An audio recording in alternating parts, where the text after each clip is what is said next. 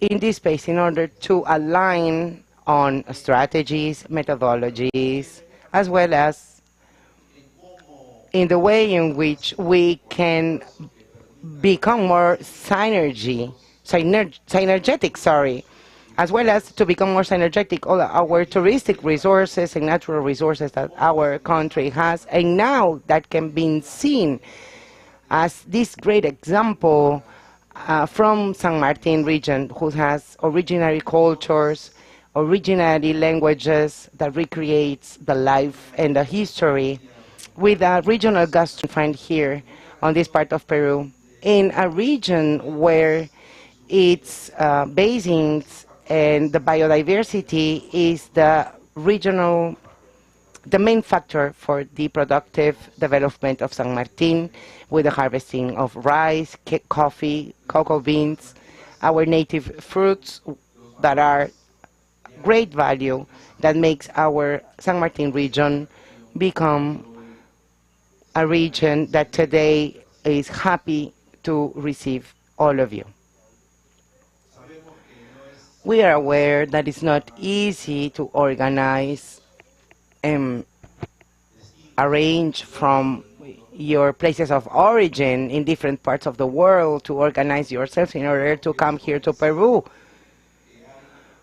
We know, we're convinced about the possibilities that we have to share with your countries and with the rest of the world. Tourism is the expression more authentic on how people interact in order to share their way of seeing life, the way of being happy, of build and approach together. These are the footprints that are signing the spirit that is enriching our cultural heritage, making it much more cosmopolitan. When someone from Peru, because here we say, when we dig our bar, you know, because this is the way in which the Tawantinsuyo Empire was created. The legends say so. So this is what we want to do. We want to put our our roots on the ground in order to become one with the earth and understand our biodiversity, in order to realize that we in nature are one soul. And here is where the infinite power will hit all this enormous potential for entrepreneurship, for the development of high quality services in order to become better persons. This is tourism. This is what tourism means. This is first forum of investment in this region, in our region. So I would like to greet the presence, the attendance of Dr. Pedro Garin, who's a doctor, governor of San Martin region. You're welcome, doctor. Very, very welcome.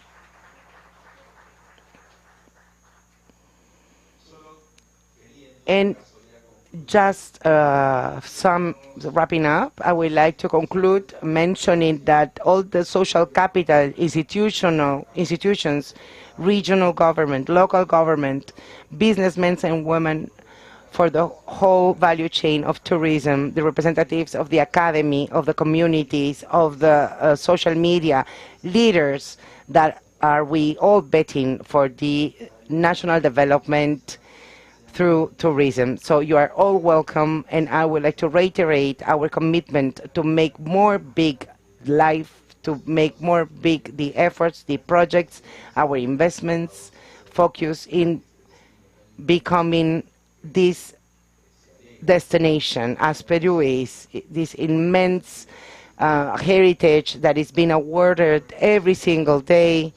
We are receiving acknowledgments and awards, so we have our arms open in order to receive you and continue making this first forum of investments in tourism as an example, to have lots of results and start to dynamize and to make all of our more efforts more fruitful. Thank you very much.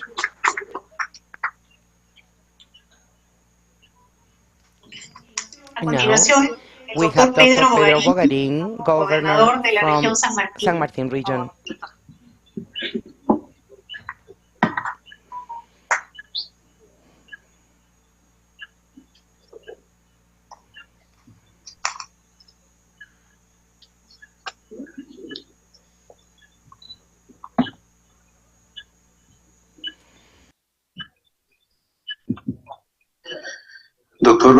Recording in progress. Dr. Roberto Sánchez Palomino, Minister of Foreign Trade and Tourism, Mrs. Zamora Carvajal, Recording stopped. Schumacher,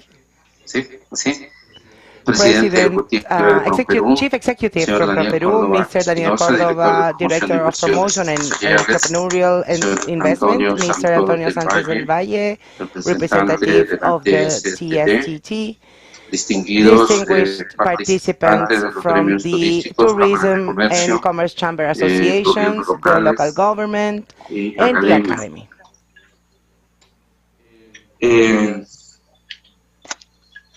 San Martín region, it is the third region that received more visitants from the country after Lima and after Cusco. Currently, we're facing a bid for the construction of the bridge and the highway for Laguna Sur in Sauce District, as well as a railroad that is going to attract lots of national and international tourism. That already the Laguna Sur, the Laguna South, it is the much more visited place or location in San Martín already, without even a bridge or a highway. So we are only waiting for the minister to give us a hand in order to make this project possible. San Martín has 4 certified tourist destinations, has almost 300 tourist attractions along the whole region, and 90% of these tourist attractions are not aware by the world, are not known by the world. But San Martín has as well as 1,700 kilometers of pavement highways. We have departmental roads and neighborhood roads. Before, we used to travel from Tarapoto to Moyobamba by horse or by donkeys. However, now on the road we can barely see one. So San Martín next year is going to reach the 98% of rural electrification. So if we sum up that with this city, which is one of the most important commercially wise of the region, which is Tarapoto, we have started applying this citizen safety project run by the municipality with the financiation of the regional government, which will grant biventual tourism and product. Es líder productivo nacional en café, en cacao, en arroz, en plátano, en palma aceitera, en sachainchi, y ya estamos en primer lugar también en maíz amarillo y segundo lugar en naranja. Y quienes se dedican a estos cultivos son campeones nacionales y son campeones mundiales. Con decirle que en San Martín tocó venir a ver la chacra del señor Edil Sandoval. Y esto también es turismo. En Moyobamba está la familia del señor Santos Sacha, que llega a 120 quintales de producción de café por hectárea para llegar a esos niveles productivos. Y los ojos, venir a San Martín. Yo estuve hace muy poco en una región que no voy a decir su nombre y me llevaron a conocer unas minas de sal. Y en el trayecto nos hicieron parar para mostrarnos unos arbustos así de este tamañito, que era su atractivo de ellos tener arbusto. Entonces ahí yo dije, por eso visitan tanto mi región, porque tenemos bosque, porque tenemos naturaleza, tenemos agua, tenemos ríos, tenemos lagos, tenemos aves, tenemos pájaros y tenemos muy buena gente. Así que bienvenidos y muchas gracias.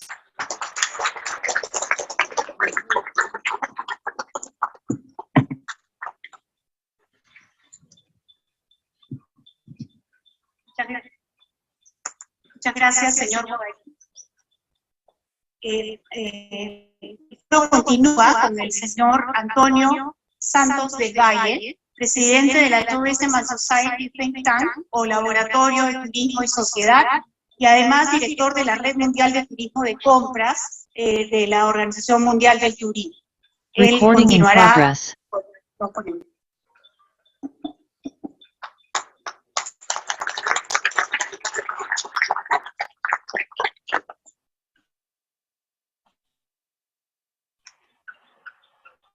días. Ante todo quisiera dar las gracias al señor ministro, Roberto Heber Sánchez Palomino, amigo porque nos hemos visto muchísimas veces durante estos días. Quisiera dar las gracias al señor gobernador por estar aquí. Tuve la oportunidad de saludarlo muy rápidamente, creo, aunque llevamos mascarilla en el Encuentro del Cacao, hace un par de meses, por lo cual le vuelvo a saludar. Y quisiera dar las gracias, por supuesto, a Mora Carvajal, presidenta ejecutiva de PromPerú, y extenderlo a Tarapoto, a la ciudad de Tarapoto y al pueblo del Perú, a amigos que tenemos aquí, empresarios y autoridades. Y comentarles que el Tourism Society, el Laboratorio de Ideas de Turismo y Sociedad, es un orgullo estar aquí, un orgullo haber estado en Lima durante 2 días trabajando de manera intensa, tanto con el mundo empresarial e institucional, así como el mundo activa, diferente, en una línea similar pero diferente, si me permiten la expresión. Tras tener un breve contacto con la realidad de Tarapoto, más, vamos a llamarlo académica, buscando en internet y buscando en otro sitio, y sobre todo preguntando a las personas que nos hemos encontrado en este hotel donde nos han recibido, la ciudad de Tarapoto, fundada como Santa Cruz de Mortillones de Tarapoto, nada más y nada menos que el 20 de agosto de 1782, y quiero recalcar esto porque significa que hace 12 días se cumplieron los 240 años de la ciudad y que tienen ustedes 10 años para tener, o para conseguir, para programar un hito dentro de la historia turística de la ciudad. Es capital del distrito homónimo y a la vez de la provincia de San Martín. Me van a permitir, además, felicitar en este momento porque después vienen las prisas, todos salimos corriendo para la fotografía y se nos olvida. Al equipo de PromPerú, principalmente a nuestra amiga Carmen Julia, a Daniel Córdoba, a Catherine y a todas aquellas personas que trabajan con Zamora, sin cuyo esfuerzo hubiera sido imposible haber estado aquí y sobre todo haber reunido a amigos, a compañeros y miembros del CISTAM de distintos países que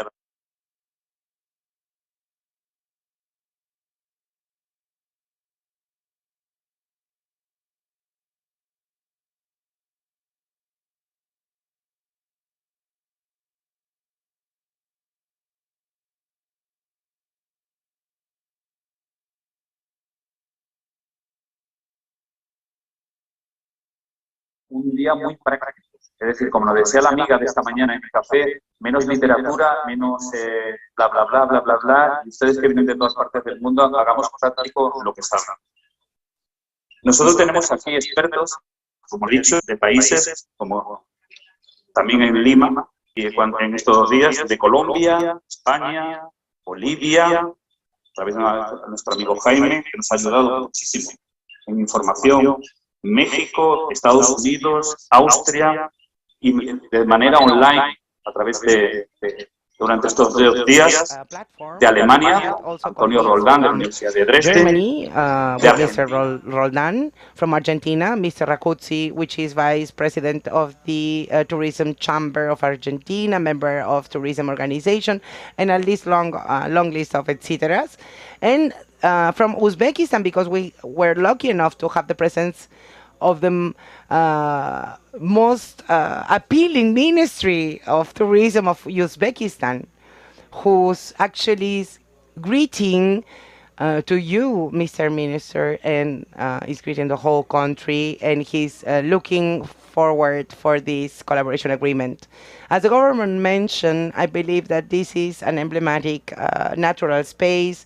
This is a space where we can work a lot, and that we know that through tourism, this become a space of economical resource that enables the cultural and economical development of the territory. And for this, as I mentioned, we're going to try to do it very practically. And for this, I'm going to use my colleagues. I'm going to present them, and we'd like to start with Mr. Alexander Campbell. And why for him?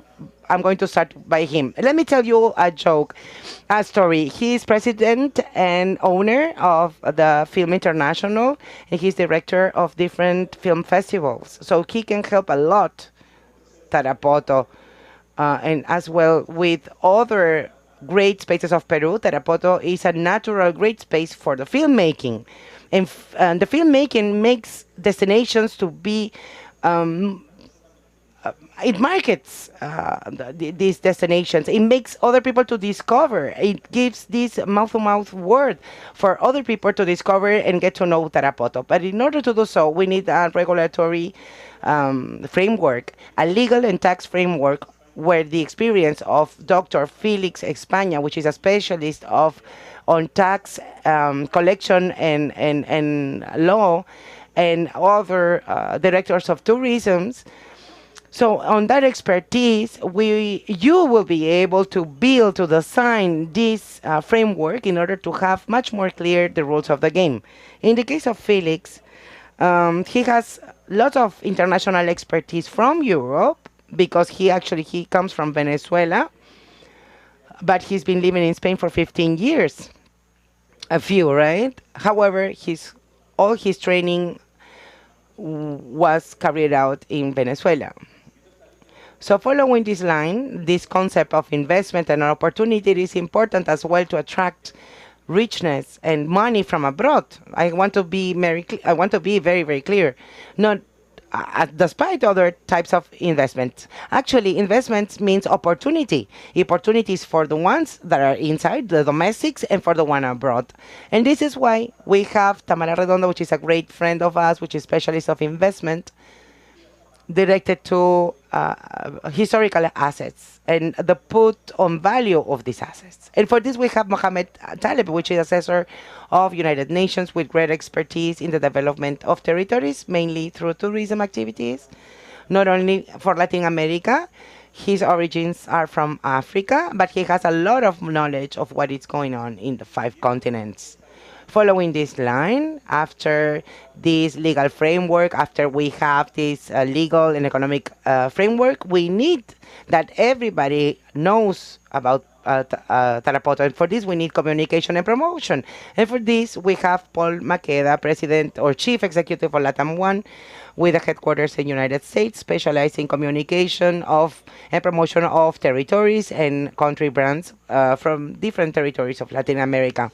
We cannot forget another very important element that I consider vital because of my origins, which is the issue of the professionalization and training of those professionals that are working in the tourism. Para eso nada más y nada menos que tenemos And for this, we have a Mr. Frank Babinger, Vice Rector of the Complutense University of Madrid, one of the biggest universities in Spain and in Europe. And online, we have Mr. Roland Ponce from the Applied Science University of Dresden, which is as well consultant of different European institutions and some other. Pero también aquí en América Latina. Y también, debido a la distancia que ya se ha roto, y lo hemos visto en este momento de COVID, tenemos también a Andrés Javier Rodríguez, nada más y nada menos que responsable de Relaciones Institucionales de la institución Hostelea, una de las principales instituciones de formación online, bueno, también físico, principalmente en España, con centros en España, México, Estados Unidos y otros países, sino que permite un concepto que a mí me gusta. In this concept that I like very much, which is democratization of education. This means everyone has the right to study and to get trained in every part of the world at any part of the day, and depending on the circumstances that we are all facing. So following the line of work for today's journey, in order to do much more practical this debate, in order to we need managers, right? And for managers, in order to have a specialized manager, we have Fernando Olivera, which is Tourism Secretariat from the state of Tamaulipas in Mexico. But he used to be consultant of the Vice Minister of Mexico, responsible for different international institutions, a great friend. We were very young when we met, remember? And he can allow us, with his expertise, he and all my old friends, we have the opportunity to listen to their experience in order to put it in practice.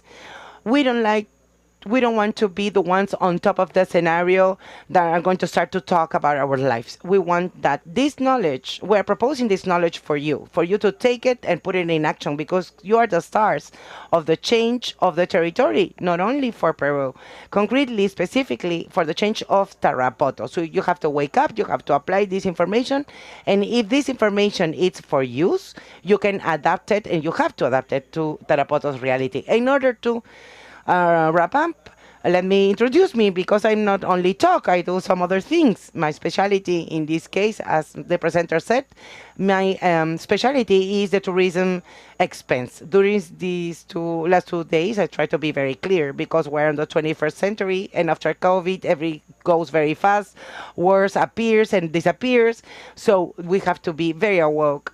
Tourism is an industry, and as an industry, we have to take care of it. We have to take care of our territory, as Mr. Governor said, our plants, our birds, our environment.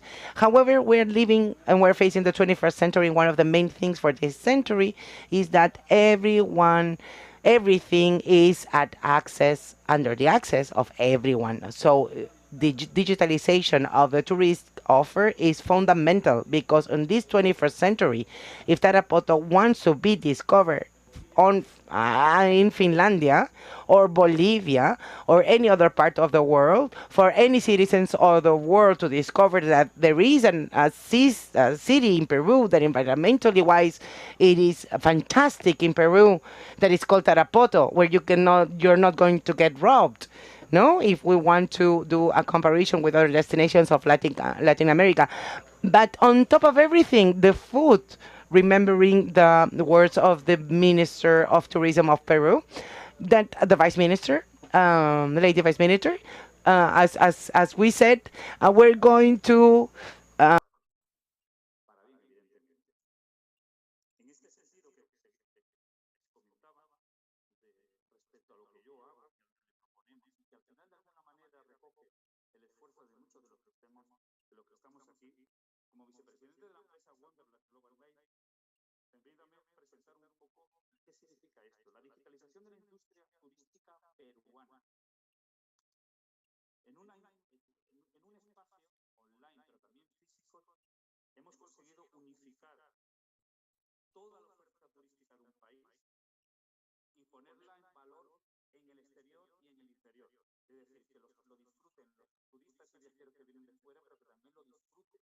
el ciudadano.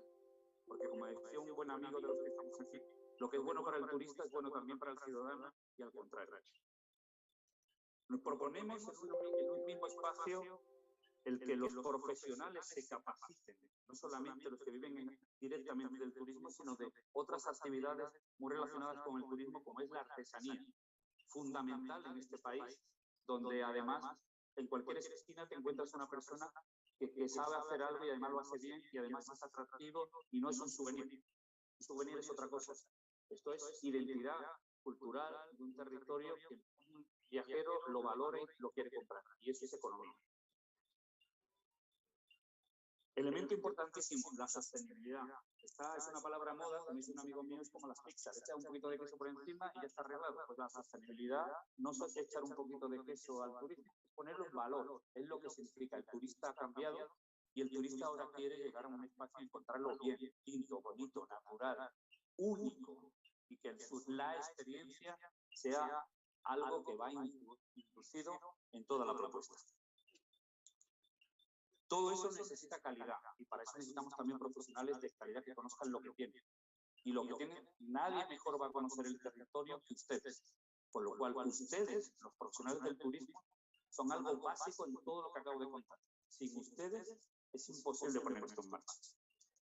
Quiero, ya finalizando porque creo que me he liado demasiado, dar las gracias a las autoridades, dar las gracias a los técnicos que permiten que hayamos estado aquí, que se desarrolle, que nos vean en distintas partes del mundo, porque se transmite en streaming a través de nuestra web, nuestro principal objetivo, repito, es compartir con ustedes de manera humilde nuestra experiencia y nuestro conocimiento. Pero son ustedes los actores del día de hoy y del día de mañana. Muchísimas gracias. Voy a invitar a mis compañeros para esta primera sesión creo que vamos directamente, ¿no? A subir al estrado.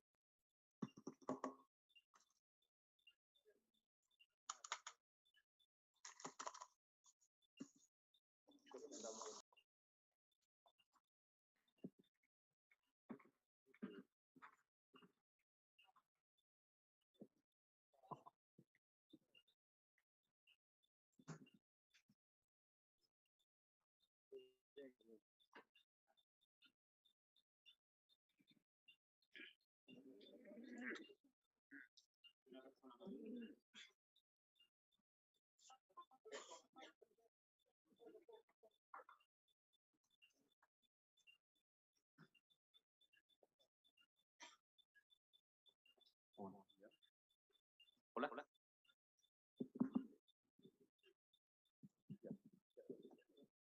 Bueno, de manera directa, para no perder más tiempo, empezamos ya la propuesta y en este caso me presento rápidamente a Fernando Olivera, secretario de Turismo de Tamaulipas, México, con una experiencia de años, a pesar de su juventud, como podrán ver. Fernando, por favor. Hemos estado hablando durante estos días de turismo, de digitalización, de gestión, de innovación, de inversión, pero ahora, el día de hoy, queremos trabajar y queremos mirarlo todo desde un prisma del turismo, no permiten, sino de esas políticas turísticas que tienen que ser no solamente el centro del país, sino que tienen que llegar a cualquier rincón, como decía el ministro hace unos días, que el concepto me parecía muy interesante. Replicar en otros sitios, pero con la identidad de cada territorio. Gracias, Antonio, y a todas y todos muy buenos días. Ministro, un placer saludarle, así como al gobernador Ogarín, un gusto saludarlo, y a Mora también, un gusto, y a mis compañeras y compañeros. Pues yo, tratando de continuar con lo que decía Antonio, para tratar de ser un poco prácticos, creo yo que en este ejercicio de replicar, pero también de identificar el territorio como en el que estamos hoy, me vienen inmediatamente a la mente tres palabras, y es solidaridad, sostenibilidad e inclusión. Y creo yo que desde las políticas públicas, para poder considerar que vamos a generar en algún momento, en algún destino, una inversión o atraer alguna inversión, necesitamos considerarlas hoy en todo momento. Esta gobernanza que se marca claramente hoy entre sociedad civil organizada, comunidades originarias o locales y, por supuesto, gobiernos, de la mano de la invitación que se le hace a los empresarios para generar una inversión, tienen que venir bajo estos criterios indiscutiblemente. Pero al final del día, y nos preguntamos siempre para qué el turismo en aquellas localidades que se han sabido conservar en el tiempo y que se han sabido mantener con sus patrimonios culturales y naturales heredados en un estado de conservación maravilloso. Pues al final del día vemos al turismo como ese medio y no como un fin para generar el bienestar. ¿Y cómo vamos generando este bienestar? Pues lo vamos generando a través de un proceso ordenado, en donde la sociedad local, la comunidad local, va participando en estas oportunidades que podamos tener nosotros en la generación de negocios, en la integración de los atractivos turísticos. El gobernador ya nos hablaba del sinnúmero de atractivos turísticos que tenemos, pero que es fundamental irlo integrando. Y para hacerlo práctico, Antonio, yo me preguntaba anoche, ¿cómo funciona la oferta turística en Tarapoto? Y creo que nos tenemos que hacer dos preguntas. Si estamos a horas de distancia de un destino, lo primero que queremos hacer probablemente es buscar las preguntas básicas hoy que el teléfono o que la conectividad nos permite. Y la primera pregunta que me hacía yo es invertir en Tarapoto. Y así la puse en Google. ¿Cómo invierto en Tarapoto? Y a lo mejor si yo les preguntara ahorita a ustedes cuál sería en este momento la mejor inversión en Tarapoto, me van a decir diferentes alternativas. Pero lo primero que nos dice aquí este ejercicio son 5 negocios rentables en Tarapoto. Y ustedes me van a decir si es verdad o es mentira, pero son los que dice la primera línea cuando yo pongo la palabra invertir en Tarapoto en Google. Me dicen que hay que invertir en un hostal para mochileros, que que hay que invertir en un restaurante sin servicio de mesa, que hay que invertir en guías turísticos personalizados, camping de aventura y un bar deportivo o temático. Yo creo que en este ejercicio nos vamos a dar cuenta qué es lo que estamos reflejando al mundo como destino. Y a lo mejor, si nuestra actividad primaria, como ya lo decía, esta cosecha de café, esta producción de café, de arroz, de productos que pueden tener un valor añadido. Por cierto, en Tamaulipas tenemos a la barista número 1 de café, campeona nacional de mi país, de México, y que seguramente estará feliz en conocer toda esta producción y todos estos espacios. Pero mi pregunta primaria es, ¿esto es lo que queremos que vengan a invertir? En un hostal para mochileros, con todo respeto dicho, en un restaurante sin mesas, también con todo respeto dicho, vamos entonces a crear esa personalidad del destino que queremos, sí sostenible. Y aquí solamente compartir un reto importante. La carretera, el puente, bienvenidos. Pero también la capacidad de carga, y la hablábamos ayer, incluso de diferentes maneras, ¿cuánta gente más queremos tener en nuestros espacios naturales? Fundamental entonces este ejercicio de áreas naturales protegidas, su conservación y su densidad que vamos a permitir, cuántas más habitaciones, y entonces no nos vayamos por la cantidad, vayámonos por la calidad también. Cierto es que hay que generar los empleos, cierto es que hay que generar las infraestructuras suficientes, pero ¿en qué ejercicio vamos también a darle calidad al proyecto de Tarapoto para que entonces las inversiones vengan de la mano de este tipo de oferta especializada, mejor cobrada, porque al final del día, y lo decías muy bien, Antonio, el gasto turístico es el que estamos buscando. Dicho con ello, ese medio que el turismo nos genera para la rentabilidad, que es el fin, y el bienestar social. En este entonces, vamos ahora desde el lado de la oferta, ya nada más para concluir con mi primera participación, la oferta que está buscando entonces el inversionista, certidumbre.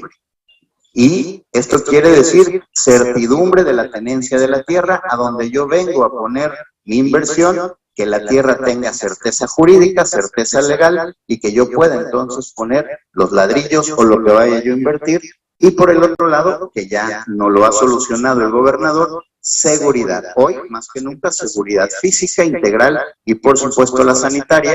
Y regresando al tema de las búsquedas de Google, lo primero que aparece en seguridad en Perú es seguridad sanitaria de Tarapoto, cosa que se ha hecho un muy buen trabajo y entonces nos da confianza para venir a visitar.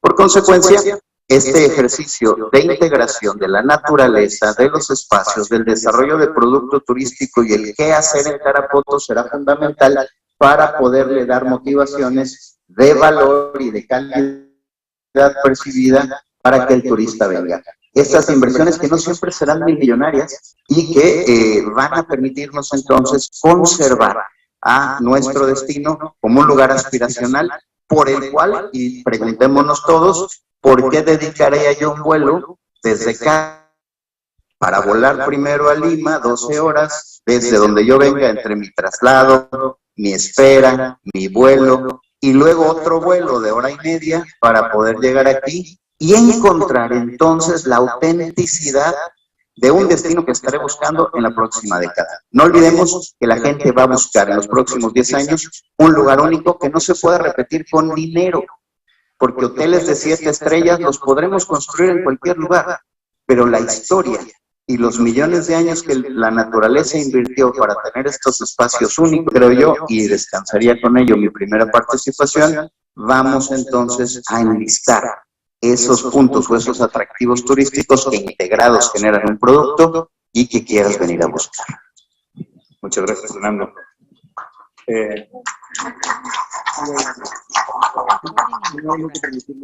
Aplaudo.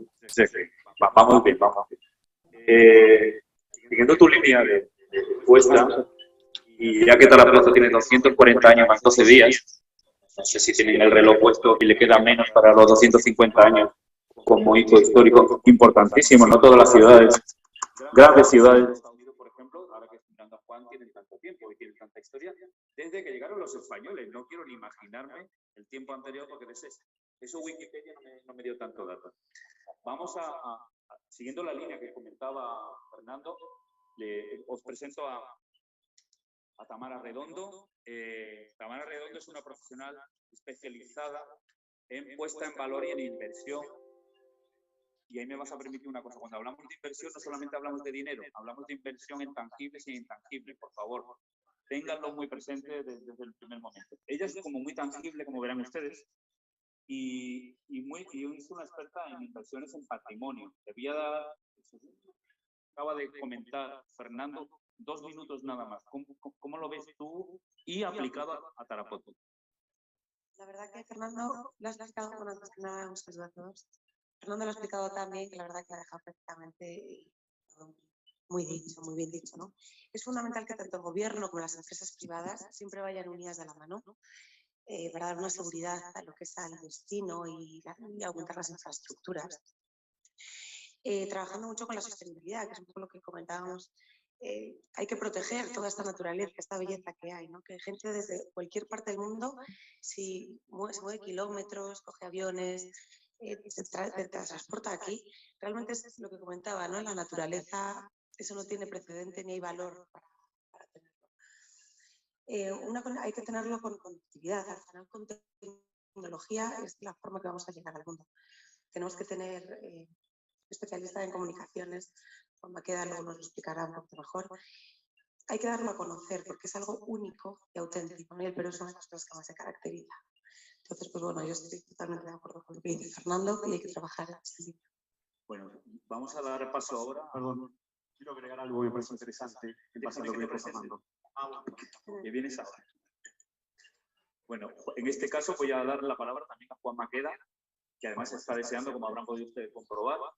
Juan Maqueda es presidente de la empresa Latam One, una empresa especializada y líder en el continente americano, y no solamente en América Latina, porque usted está en este caso en Estados Unidos, de puesta en valor de destinos turísticos, tanto ciudades regionales como, en este caso, el concepto que utilizábamos mucho de marca país, ¿no? Juan, siguiendo la línea de Fernando, de Tamara, ahora sí, por favor. Gracias. Gracias, señor gobernador, señor ministro, Amora y equipo de PromPerú. Gracias por habernos traído hasta acá. Muy interesante, Tarapoto. Lo que sí me parece importante agregar, Fernando, lo que decías, que me parece clave para un destino.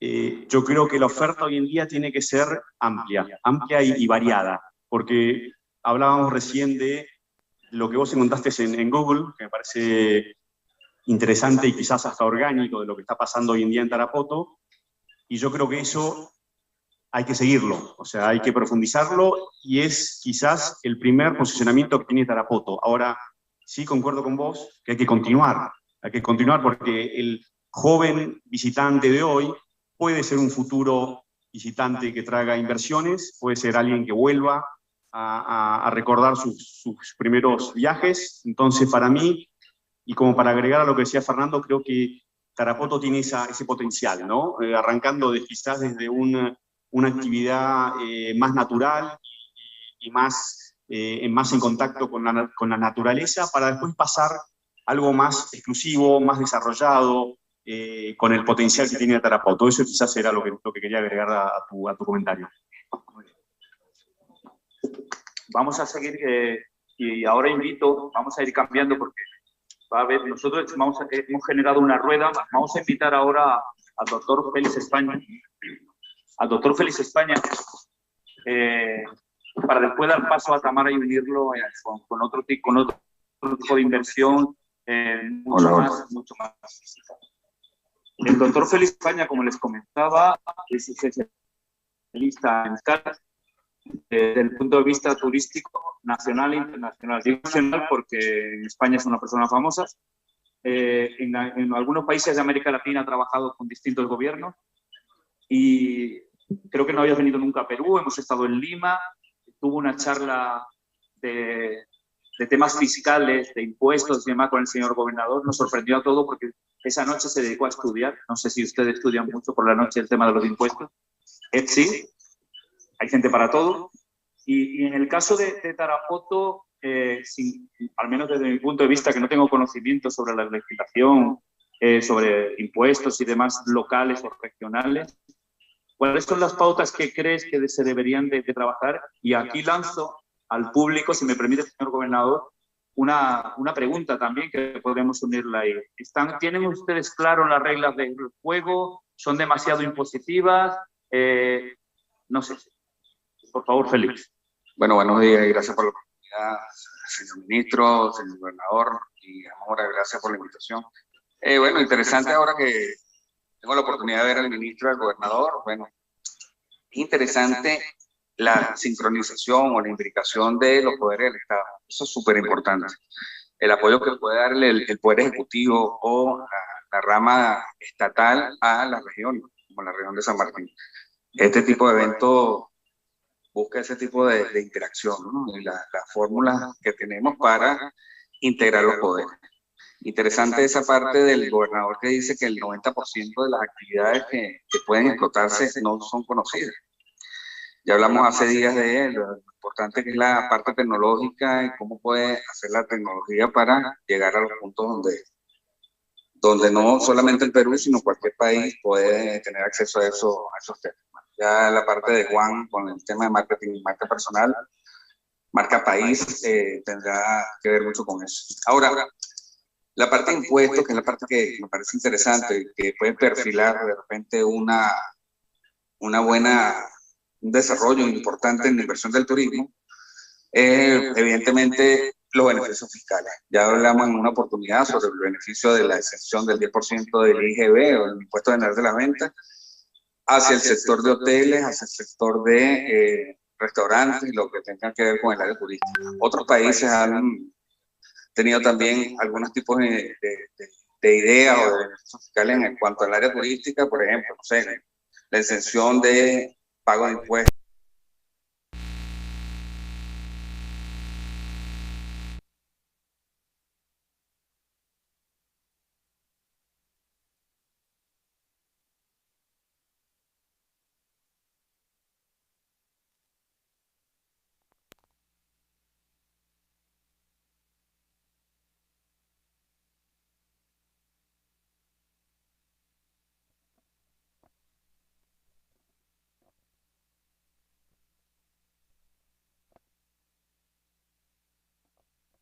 The issuing or the designing of public policies means, right? If you would like to have this kind of impacts in the tourism, you can start issuing this kind of public policies in order to determine which of the tourist activities can be more exploited. If you don't mind, maybe we can have the Uzbekistan minister video ready, please. So, in the meantime, I would like to ask Fernando, upon what Felix Español just said, the legal framework, upon your experience related with the investment issues. In this case, if you can tell us a little bit about the Mexican experience, please.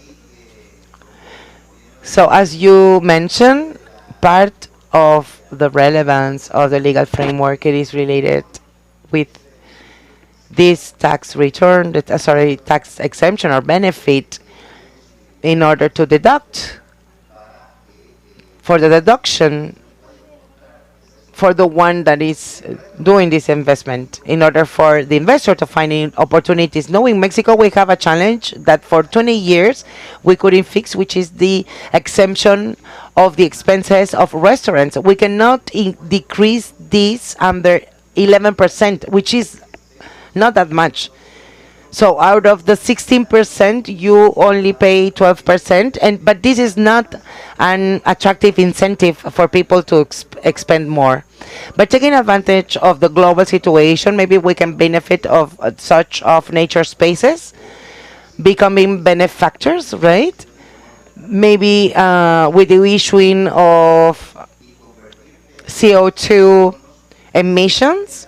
So maybe you can use this bonus in order to diminish these CO2 emissions when we are at a protected natural area. Or maybe taking advantage of the legislation in order to be part of the biosphere, to become part of biosphere and receive different benefits from international organizations like UNESCO, not only for the legal issues, but as well for the international acknowledgement against the world. Because now we are dealing with the global knowledge, as the governor said. There is a lot of bird watchers and many other special places. For example, these basins that are present here in San Martin regions that are very special and unique places. As Tamara said, at first we get into, after we step out from the plane, I was looking for an application in order to have information of tourism in Tarapoto. I couldn't find it, but I found a platform that gathers all the tourist operators that were offering their different activities. So thanks to that information, I had an idea of all the activities that I have to do here. So I believe that this is the time I would like to invite you to have these kinds of applications of informations in order to motivate tourists to expand to spend their money and to have a plan and different their travels. And now from Germany, I believe that we have Mr. Antonio Roland Polse already connected, professor of the Dresden University.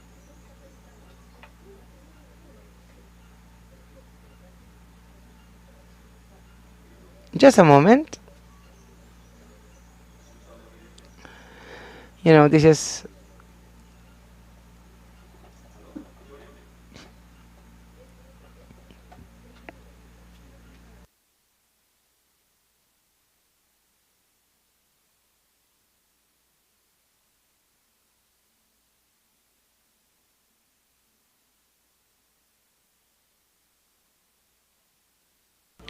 good morning, Antonio. Welcome to Tarapoto. He is a friend of us for many years. He's specialist in tourist strategy and assessor of international institutions. Very important. Antonio, we're in Tarapoto. We've been talking in these last days about investment strategies. So my question is the same. So everything that we just mentioned, what you can put this discussion from the scope of the communities. We can hear you, Antonio, sorry.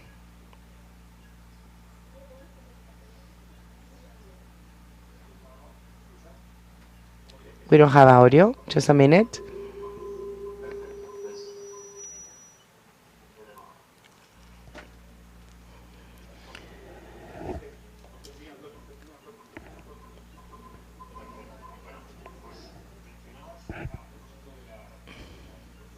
I'm sorry, we don't have audio.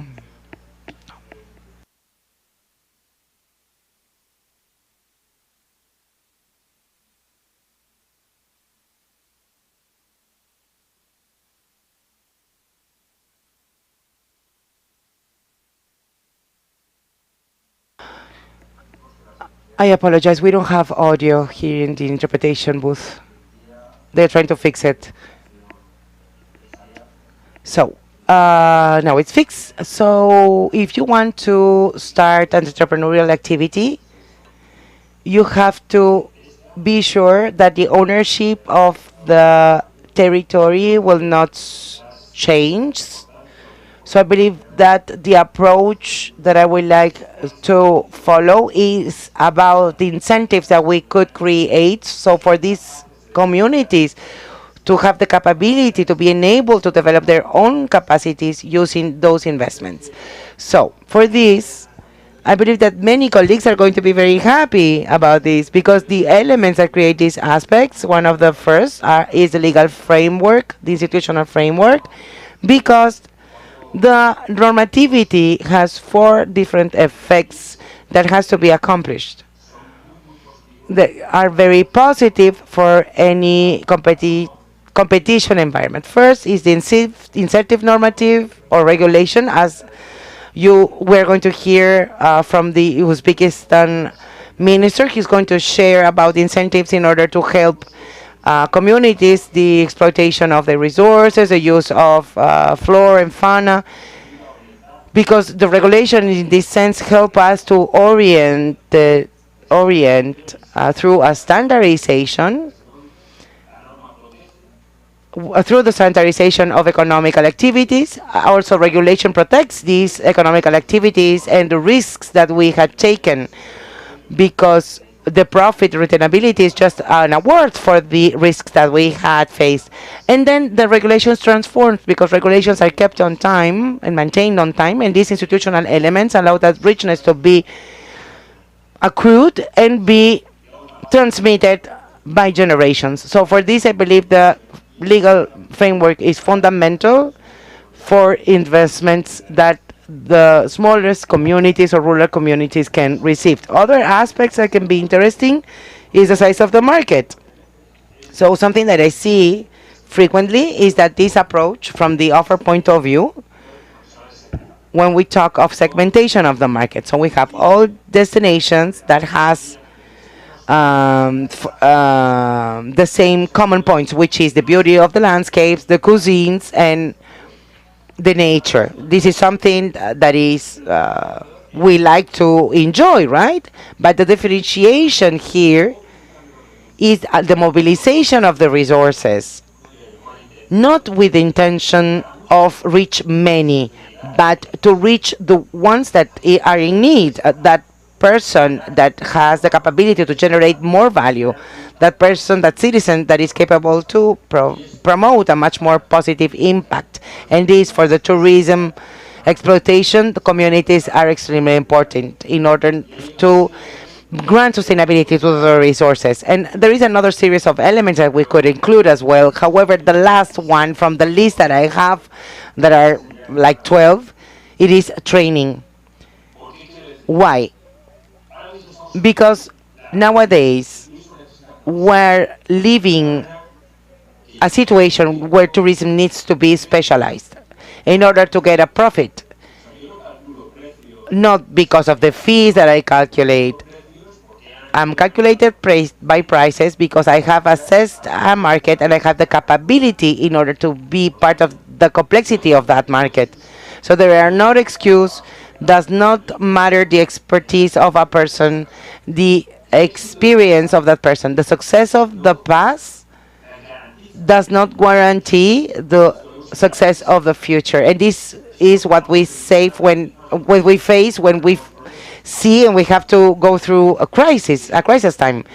So the last aspect out of the many that I have seen that I would like to highlight, especially for the case of communities, it is the necessity of these communities to increase their appealing, considering as priority element the training and professionalization of their management structures.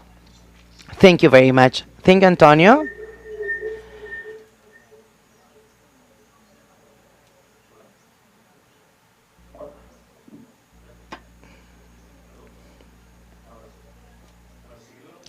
So following Antonio's words, I would like to take these words and land it on the communication issue or topic. Antonio, your company, your colleagues, you are used to work with big cities, right? Big countries, Mexico City or Dominican Republic. We're in another reality. We are in Tarapoto. We don't have 10 million of inhabitants. We are a population where pretty much everyone know each other, and this has a huge value when the neighbors meet each other, know each other. So what can we tell about brand communication? Well, the first definition that I would like to make, Antonio, is that without communication there is no market. Beyond the fact that we have the best producers, the best ideas, the best landscapes, natural landscapes, if we don't communicate these goods, if we don't expand and amplify these benefits that Tarapoto holds, we're not going to reach to the real potential market that we have out there, at not only domestically but also internationally. So I believe that this is my first answer to your question about Tarapoto and communication, Antonio. So I would like to remind you, to all the participants, and to all my friends, that if you have questions, are very quick questions, direct questions to any of the speakers, please just raise your hand in order to do this meeting conversation. Of course, Mr. Governor and Mr. Minister and Tamara can also address any questions. So changing a little bit our speaker, since we have 4 chairs, I would like to invite our friend Jose Mendez, which is representative of the Rectorate Office and Director in Peru of the REMAC cultural assets, that it is seen as other type of community, if I may say. So let's watch a video first, because we have scheduled a meeting with Uzbekistan, so they are waiting for our call. They wanted for us to listen to the minister.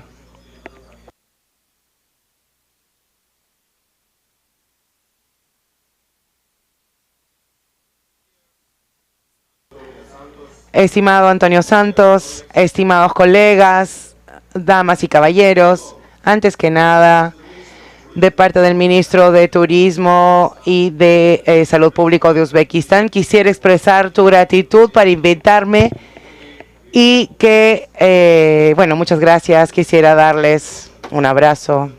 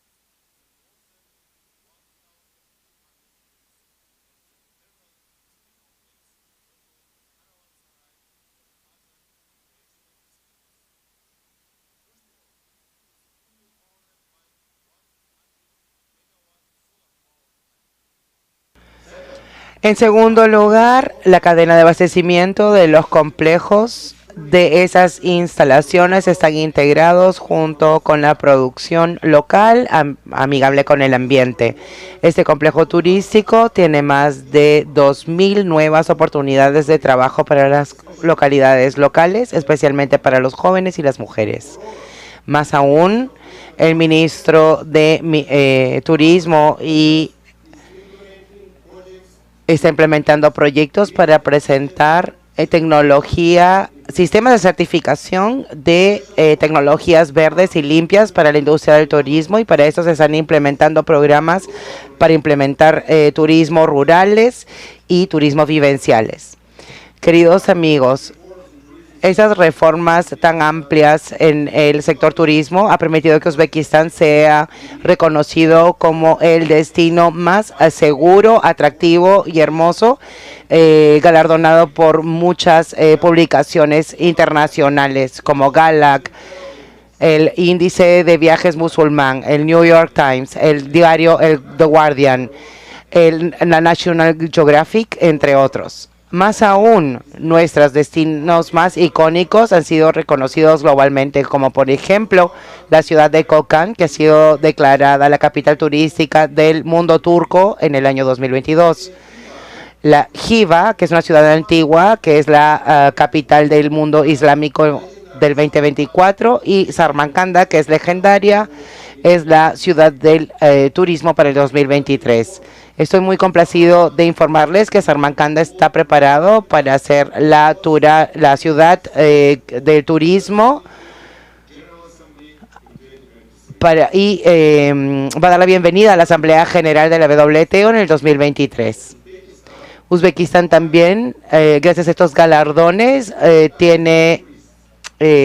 presta accesibilidad para todo tipo de turistas, ya que el gobierno ha invertido más de $1 billón para mejorar la infraestructura de la ciudad de acuerdo con los estándares internacionales. Con esta oportunidad quisiera anunciarles, me siento muy honrado en anunciarles que el 22 de julio de este año tuvimos la gran apertura, una gran ceremonia para inaugurar el Centro de Turismo en Samarcanda y la Ruta de la Seda. Están todos invitados a visitarlo.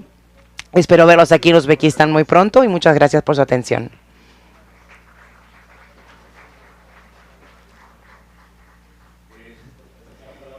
So, after the words of the Minister of Tourism of Uzbekistan and first Chief Deputy of Uzbekistan, following of what he was mentioning of the great work of the government has done for the spaces that are called Caravansa Bay, which is a great historic tourism complex with hospitality and gastronomy is the aim, right? They put on value.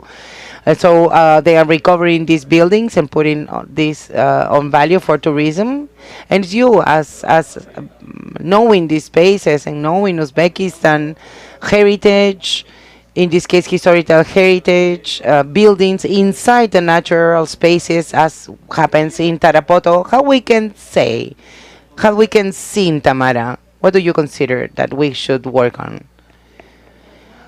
With Tarapoto heritage from the investment point of view. So is nature what we have to exploit? The nature, it is the focus because many people want adventure, wants to go to lakes, want to scale, want to do trekking. So we have to promote this nature because this is what people is looking for, especially now that we are facing the post-pandemic times and we're coming from a sanitary crisis that was very, very hard. So people is looking for nature, to going out, and privacy actually. This is something that is a luxury nowadays. So we need more, these people looks more efficiency. So here in the forest, it is a perfect place and very special as well to come and visit. And this, we can put it together with the other programs that has being developed in Peru. For example, I would like to mention my friend Pepe Mendez. He's the general director or chief of the RIMAC Heritage, Cultural Heritage. This is association from Lima. And I would like to know what you are doing with this association and how you are forecasting the milestone for the next years and how we can translate all these accrued experience in this last 12 years where that you're working very intensively with your association RIMAC and how we can translate this for Tarapoto. Well, first of all, we are talking of heritage, and this is something that we have inherited from our ancestors as a gift that generates responsibility in order to keep, maintain that, and put this on value for the next generation. For this, in the specific case of San Martin, we have in the indicative list made from UNESCO, we have Cuelap. We have to make the last effort in order to make this destination as a human heritage for the world, which means calling up the world about our heritage. But it's not only about Cuelap, our cuisine, our gastronomy. Why we are not including our Juanes, which is a dish from the forest, as part of the human heritage? There are other countries that have done so we can do it because we have singularity, and this singularity allows you grant a unique value for the society, for the humanity, and this is an effort that we have to carry out. For the heritage, the first thing of these heritage assets are the impact that it generates on the tourisms, because all tourist process are economic. The services, the products, sustainability, maintenance, restoration, it's all an economical process that is transactional. So the tourist is a much more aggressive distributor of economical resources in the society. So we have to see the heritage and tourism, and both of these values have to reach the citizen, because the citizen is the one that gets benefit from tourism. Tourist arrives, goes out from the airport, takes a cab, they have already a hotel reservation, he wants to eat, he wants to visit tourist places, so he needs tourist guides, so he needs everything, all the services and all the people from the community. For this, an association or patronato, or kind of association for these infrastructures, means the commitment of the civil society in the development and integrity of the space in the region. So it's fundamental because you are committing the civil society, including the business sector, the private sector, national institutions, the government, towards a total transformation as per the complete development of the society. We have to see the heritage and tourism as a social factor that is going to transform the whole society and it's going to bring economic development. So heritage and tourism has to reach the citizen, and there is where we have to focus on. Thank you very much, Pepe. Tamara, following this line, what is your opinion? How we can bring to Tarapoto all this, what is done in Lima, for example, in order to increase the attractiveness for investments in Tarapoto. Tarapoto has to become a competitive destination. So this is what we have to achieve.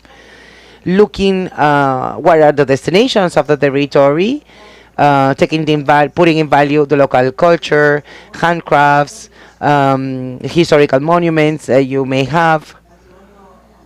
The ancient patrimony, the history, and the nature. Nature is something that, as I always said, nature is something that is looked by the people. People need be in contact with nature, especially in Peru, that has a very heterogeneous territory. It has forests, has desert, has coast. It has the forests, right? And then Machu Picchu. And now that we're in the forest, we have to exploit this, because now every continent has this kind of nation, and this is a really great heritage that Peru is putting for the service of the world. Gastronomy, this is a luxury. It's a luxury what Peru has with gastronomy and the diversity of microclimates and all these produce that are unique. It should be a human heritage in order for the rest of the world wanted to be here and meet and visit Peru. So the cultural entity of the territory, this is our focus, that identity. We have to bring out the potentiality of the territory because since we are from here, we don't notice the spectacular and the difference that we have. By the other hand, public investment is very important. So in this aspect, it has to be hand on hand. Works in with infrastructure of services if we want to attract investments, domestic and international. We need highways, airports, electricity service, water and sanitation service, security, and actually health infrastructure, hospitals. Many tourists maybe they can visit because they don't have medical service on hand. So this is part of the insecurity as well. So what we want to is after a tourist reach Peru and after his travels to go back to their own countries and promote our routes. Look for the support with different providers, local providers, do agreement with other business because you need providers that are capable, that are professional, and for this we need training programs because if the big corporations hit here, come here, and if we don't have the human capital in order to sustain or collaborate with them, the project, it's not complete. So we need specialized training programs. Government many times needs to easing up and reach agreements in order to give investments for these foreigner investors.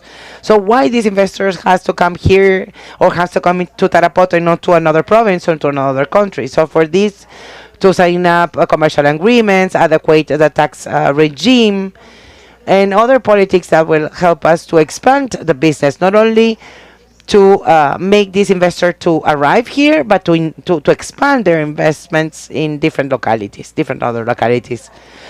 Investors are looking for warranties because at the end the government is stable enough, but however they're looking for legal protection against expropriation. Nobody wants to bring a private capital to a country in order to be taken from them. So we need a very clear regime in order to have the certainty that the investments are secure.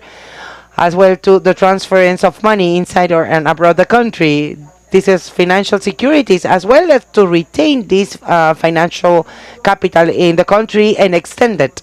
As we already mentioned with Juan and about the communication and promotion, this is mandatory because if we have a treasure and we are not make other people aware of this, these people are not going to come. So let's give them these possibilities, as Fernando said, right?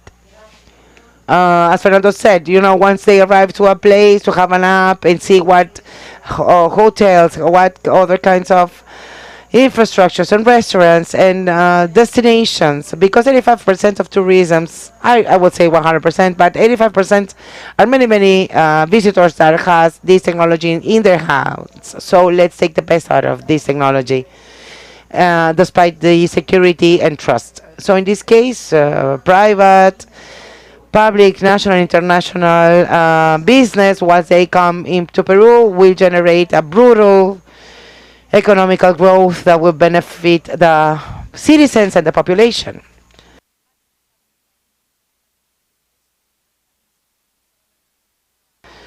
And we're going to see how this investment is going to reflect in the wellness of the whole country. So we have to work very hard on this. Mr. Mendes, you have 2 minutes. Yes, very well. And the concept of Tamara has been fantastic, right? But what I would like to say now is that the heritage is being recognized as an object, as something material, as a container, but we don't focus our attention on the content. And many or most of the responsibility of tourism is related with what this container has inside. So containers and content. And so what are containers?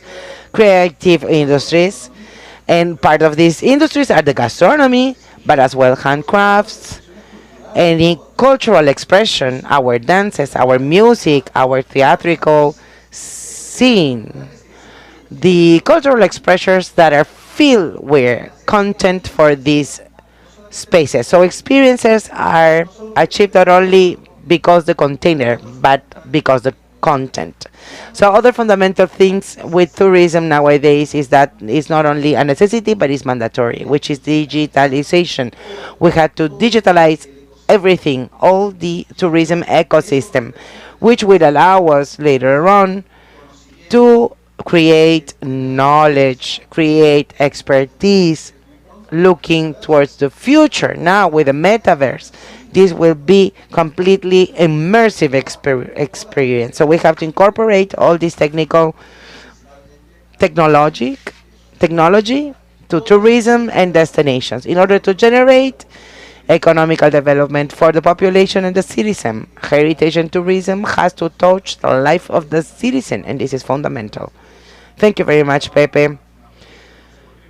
I don't know why they don't feel like doing this question out loud, but she's asking why I'm repeating that Tarapoto has already 240 years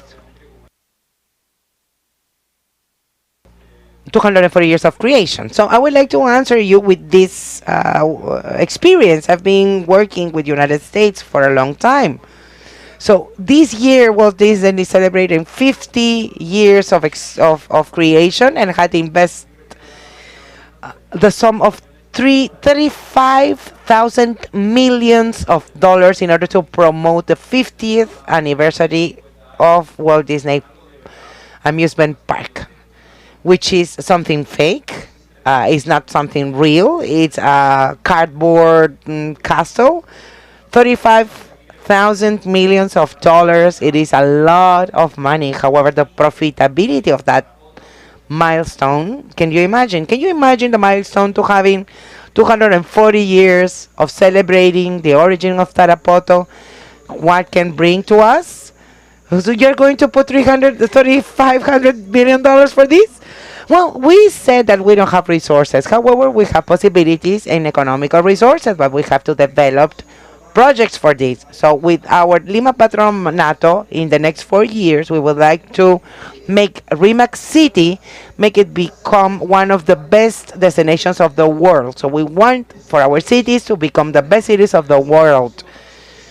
And this is for Lima for the next 4 years. So our objectives have to be high, very, very high, in order to make our cities the best of the world. And we, as the Patronato Lima, with the support of the private and public sector, we're carrying out 15 infrastructure projects with the IDB, another 10 with the Tourism Secretariat. We're recovering a castle. We are building a railroad. We're doing a lot of investments that for more than $480 million on the Rimac, which is a neighborhood based on this project that is fostering a global vision for this city.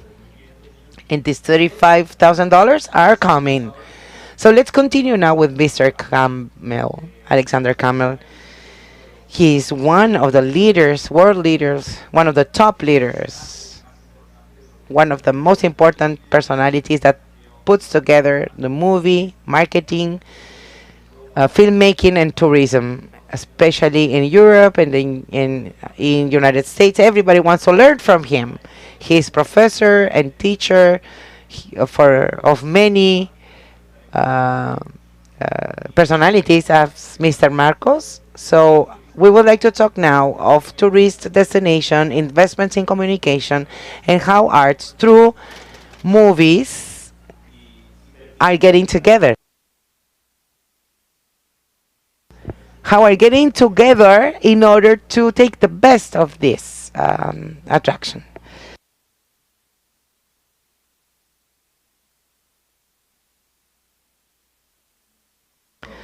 Muchas gracias, Antonio. Lamento mucho no poder hablar en español. Perdón. Gracias, gobernador, señor ministro, Tamara. Muchas gracias por haberme invitado, porque como hacedor de películas nosotros queremos iluminar, ¿verdad? Nos importa mucho la luz, entonces iluminar es muy importante para nosotros.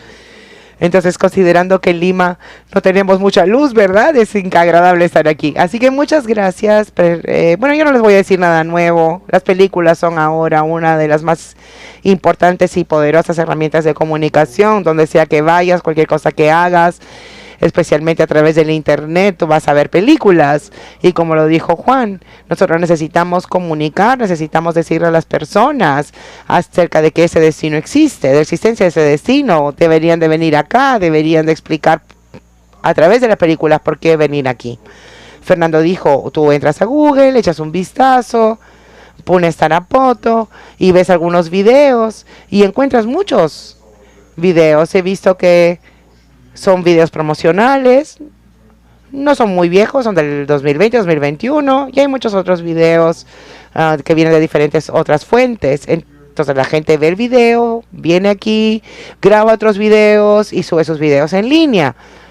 Y he visto que la Laguna Azul es una de las partes más famosas de aquí, de esta región, y muchas personas hablan de esto internacionalmente. Así que eso es lo que ustedes tienen que hacer, tienen que comunicar en diferentes estilos, con diferentes herramientas.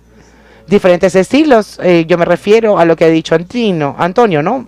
Si quieres hablar de películas, puedes hablar de películas, grandes producciones de miles de millones de dólares, para que venga Tom Cruise o filmen James Bond aquí, o no sé, algún otro personaje, ¿verdad? Para que puedan filmar sus escenas aquí. Después tenemos otro tipo de industria cinematográfica que es local o de televisión. No se olviden de las telenovelas. Las telenovelas son sumamente importantes. Traen a mucha gente y llevan a mucha gente a viajar a diferentes países con todos sus equipos para poder filmar en estos destinos.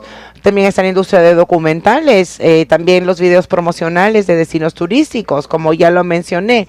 No se olviden de contenido generado por el usuario. Esto significa que hay personas normales, comunes y corrientes que filman sus videos y los suben a sus diferentes plataformas, YouTube, Facebook, Instagram.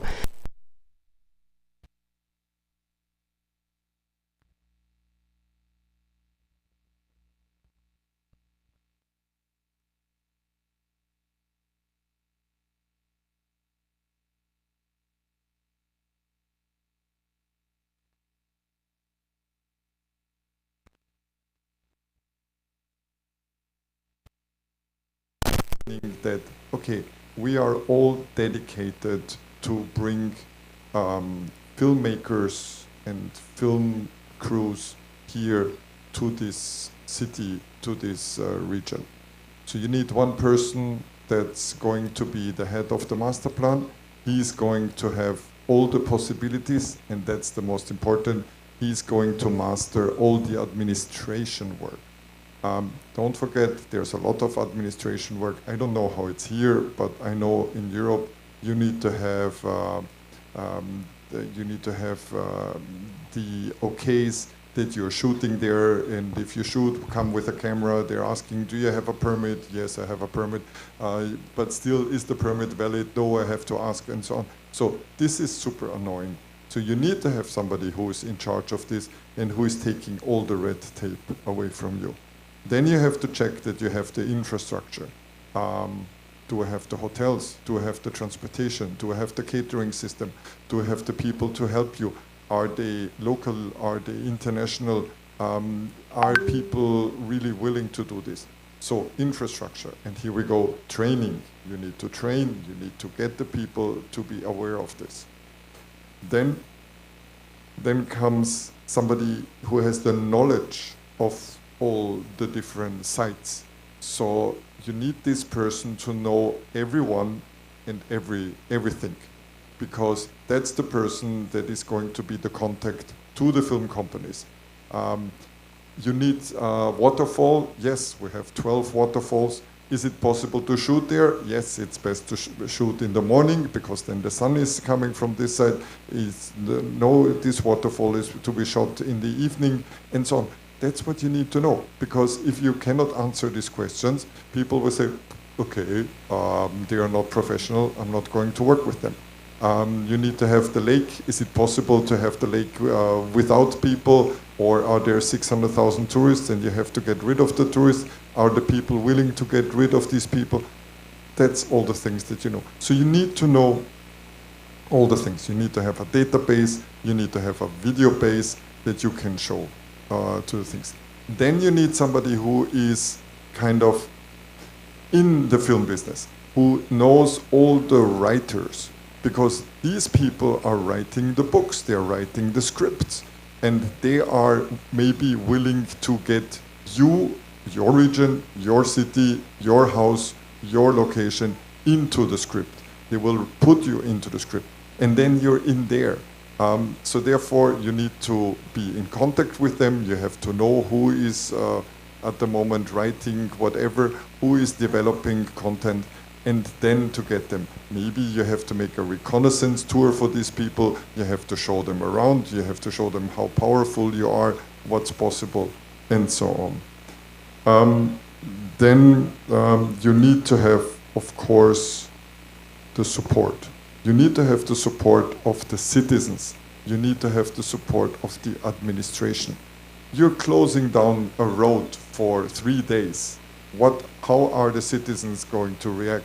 Hey, I cannot reach my house anymore. Hey, I cannot do this. I don't want to use this word, but damn film people. What are they doing here? Why are they changing everything? Why are they doing these things? So you need to have the support. You need to work with the citizens, and you need to have from them the, okay, yes, we are supporting the film crew. And hey, I can tell you by experience, film people are changing everything. They are demanding a lot of stuff, especially when they're with feature films and big films. Even making corporate films, they are changing the things. So you have to accept this. You have to have the people on your side. And then the final thing is, how much money are you willing to give them? This is something that has to be done on a national basis, cash rebate system, as we already said, investment, no tax paying, and then how much is the region willing to pay as well. So, okay, we're giving you this for free, and we give you 30%, we give you 20% up to a certain level. It's a brutal business, film. It looks so nice, but in reality, it's brutal. And it's everything about money, especially when you're in feature film. It's everything about money. There are some art films out there, but they also need to survive, and they want to make their money. So what are you willing to give them, and how much money are you having? As I said already in Lima, we had this film Night and Day with Tom Cruise and Cameron Diaz. Austria paid, and especially Salzburg paid 300,000 euros. That's what they gave them, and they spent 2 million euros. So this is so important. 2 million, 2 million, that's an investment that you never get as fast, maybe up in Colombia with some stuff, but you never get a return on money that fast as in this film business. Safety, I was not thinking about safety because safety in Europe is not to mention, but of course safety is very important here, and if you can guarantee the safety, I think it makes sense.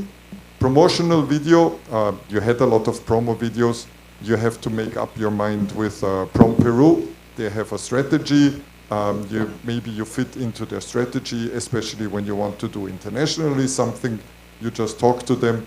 They will help you in organizing your videos so that they fit into their strategy.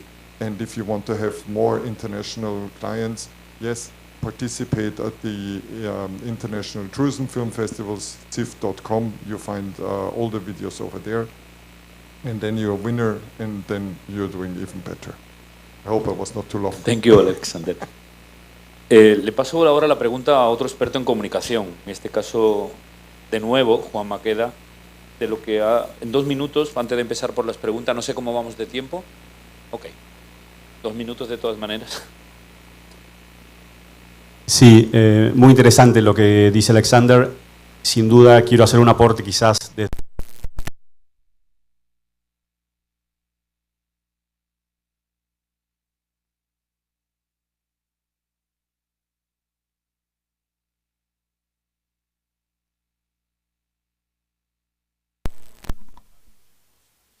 maybe Alexander can talk of some more ambitious projects that requires of an approval, budget, some public policies.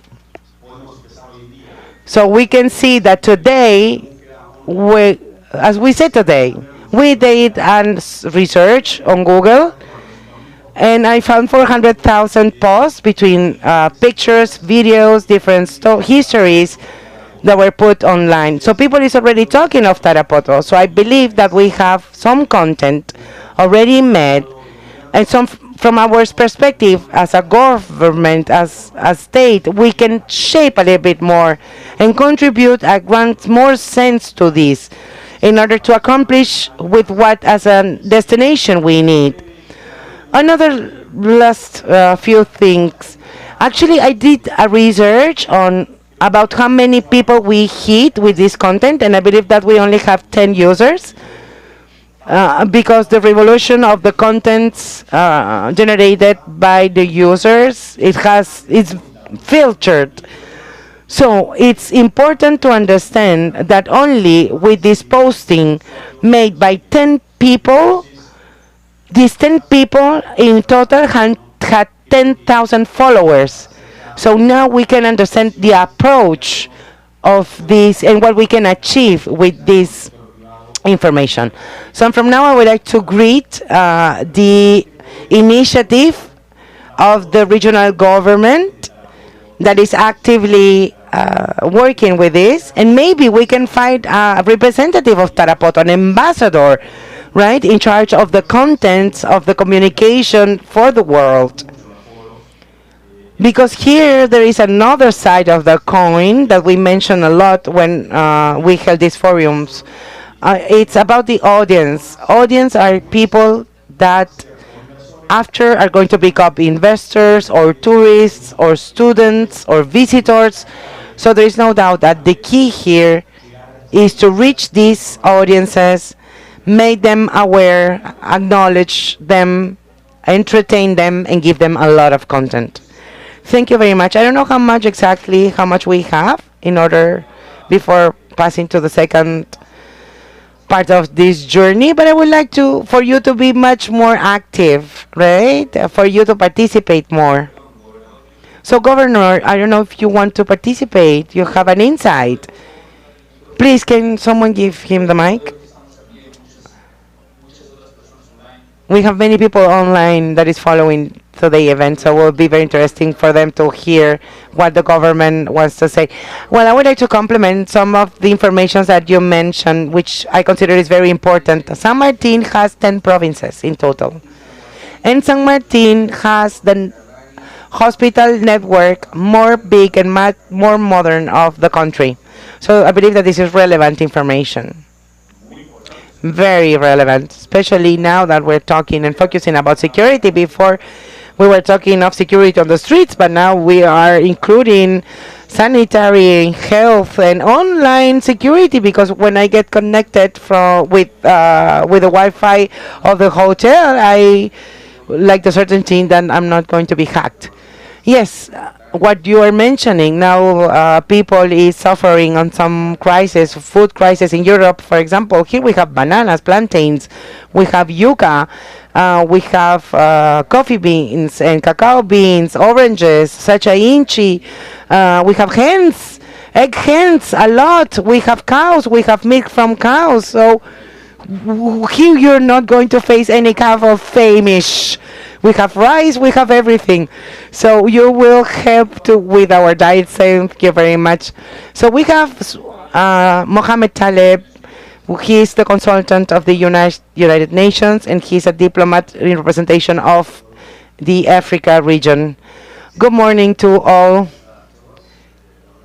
It is a great pleasure to be here in Tarapoto, and I would like to greet this great effort made by all of you. And just to give some insights, I love what just the governor said. Thank you very much. We appreciate it. And I would like to say that while I was researching on the potentials of these great land holds, there is a huge issue that will be great. I don't want to talk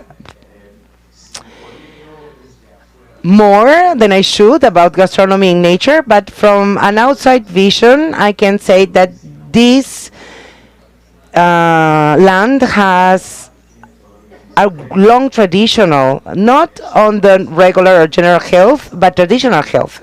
This land holds many secrets that the world doesn't know, because on the world we're suffering not only due to environmental issues, we have facing lots of crises in health ways.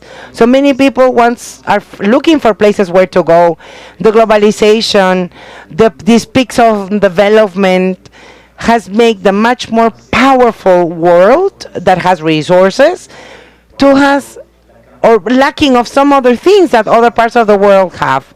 The amount of elderlies that we find in the United States of America and in Europe that are looking for a pleasant weather, for a pleasant place where they can experience being cured through alternative medicine, or have special attention, or eat organic food, and where they can exchange with ancestral cultures. So I believe that Tarapoto, in this sense, and in general the whole region and the country per se, has all of this, and this is a unique brand, a unique mark. There is a lot of people, I'm sorry for the word, there are a lot of toxic humans that require to have this attention.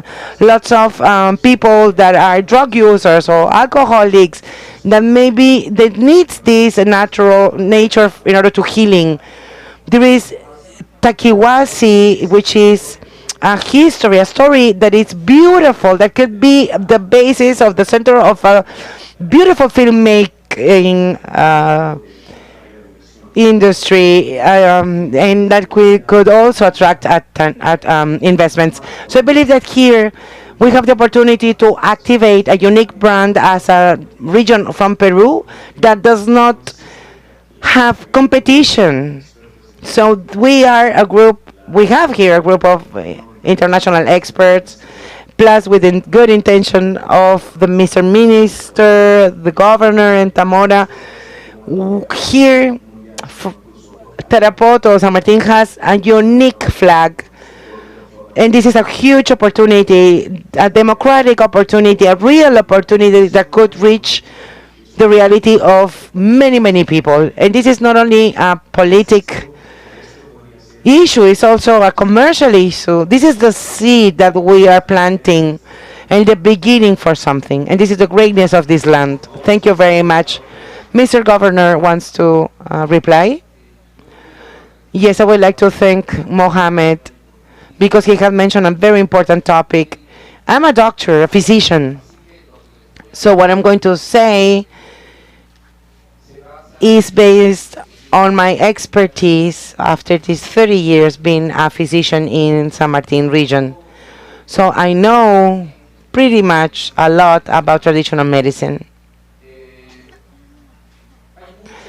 There are many people in the world that does not have been affected by COVID, despite this high exposure against the virus, and they haven't been infected because their immunological system was very powerful that could destroy that virus and other viruses. Here in the Amazon, in the Peruvian Amazon, especially here in San Martin, due to the climates that we have, which is a tropical climate, we have approximately 30 different lumber that are immune modulators and anti-inflammatories and analgesics.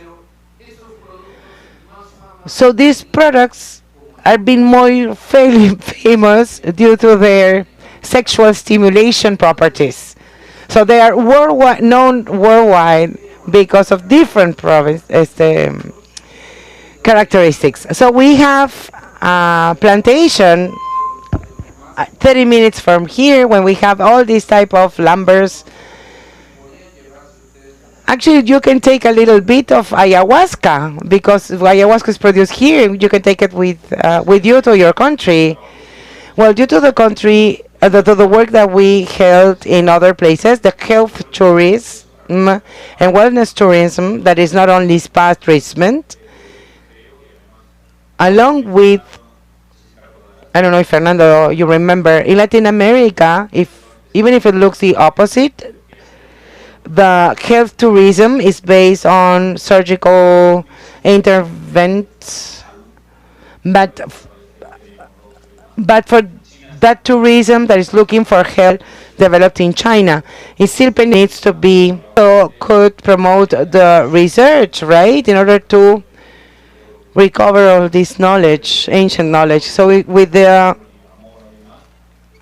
if I may, I would like to grant the mic to you, to the audience, in order for you to ask, make your questions, the reflections.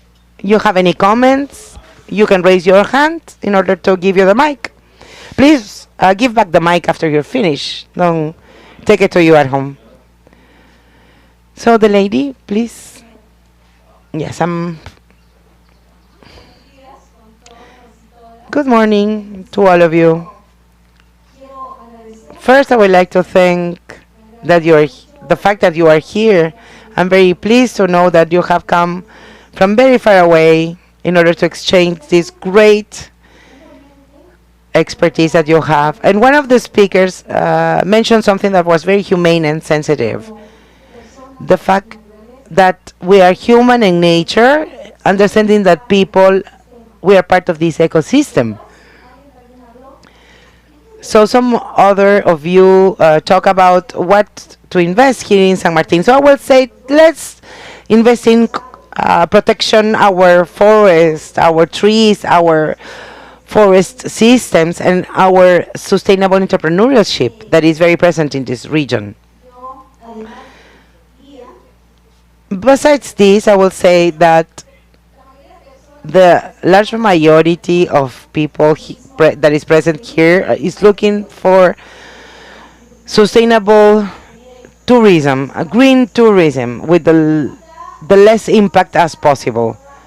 I don't know if you had noticed, if you had visited the center part of Tarapoto, you haven't had the opportunity to go to the center of Tarapoto and visit the mountains. Well, we just arrived last night at 8 o'clock. We had dinner and we went to sleep, and we just woke up in order to look on the internet, about what we were this lecture about. And if you want to take us after this ceremony, will be great.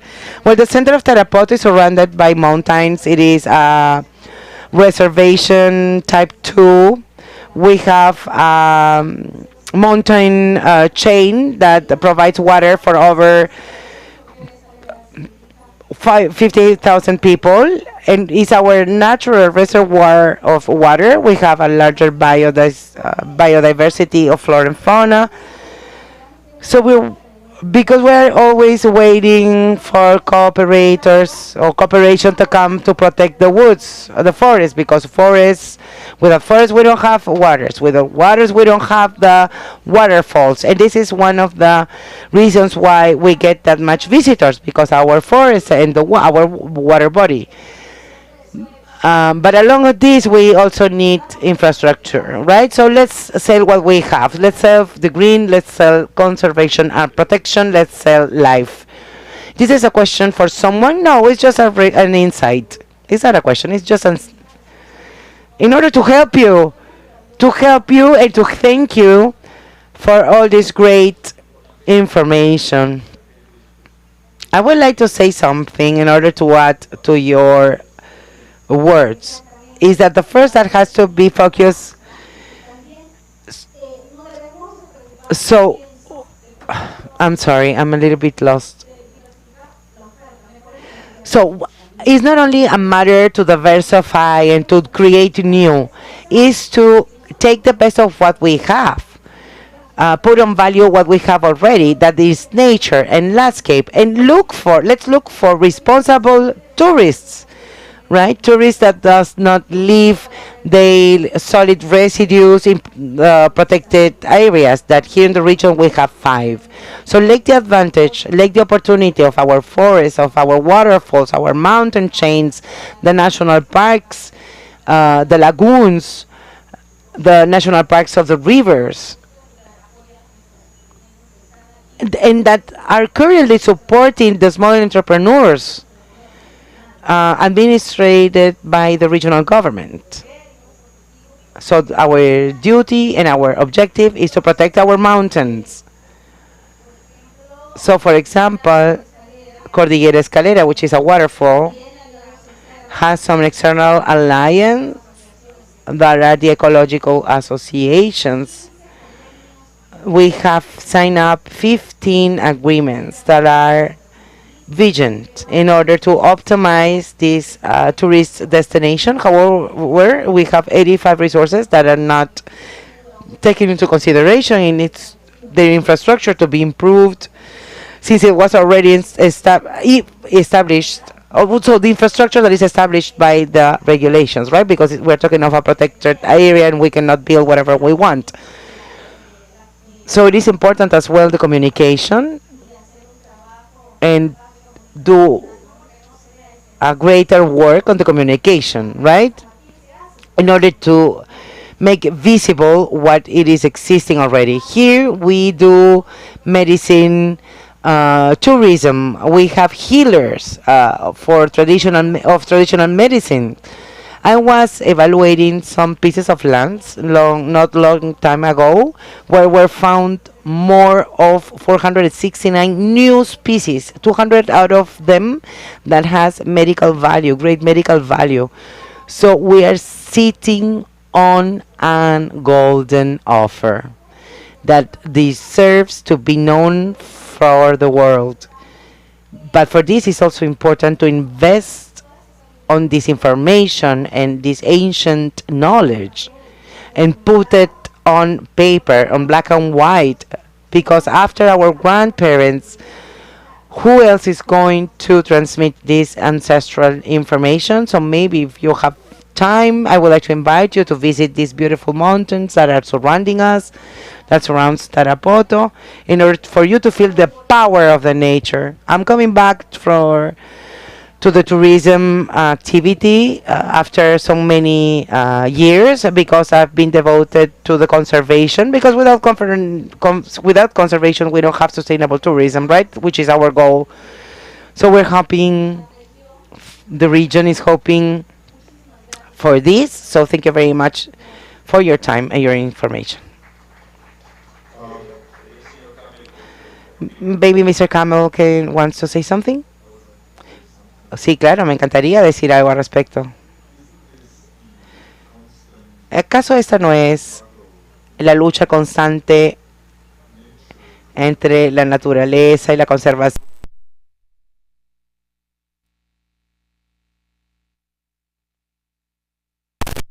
Tourism that's taking over the nature.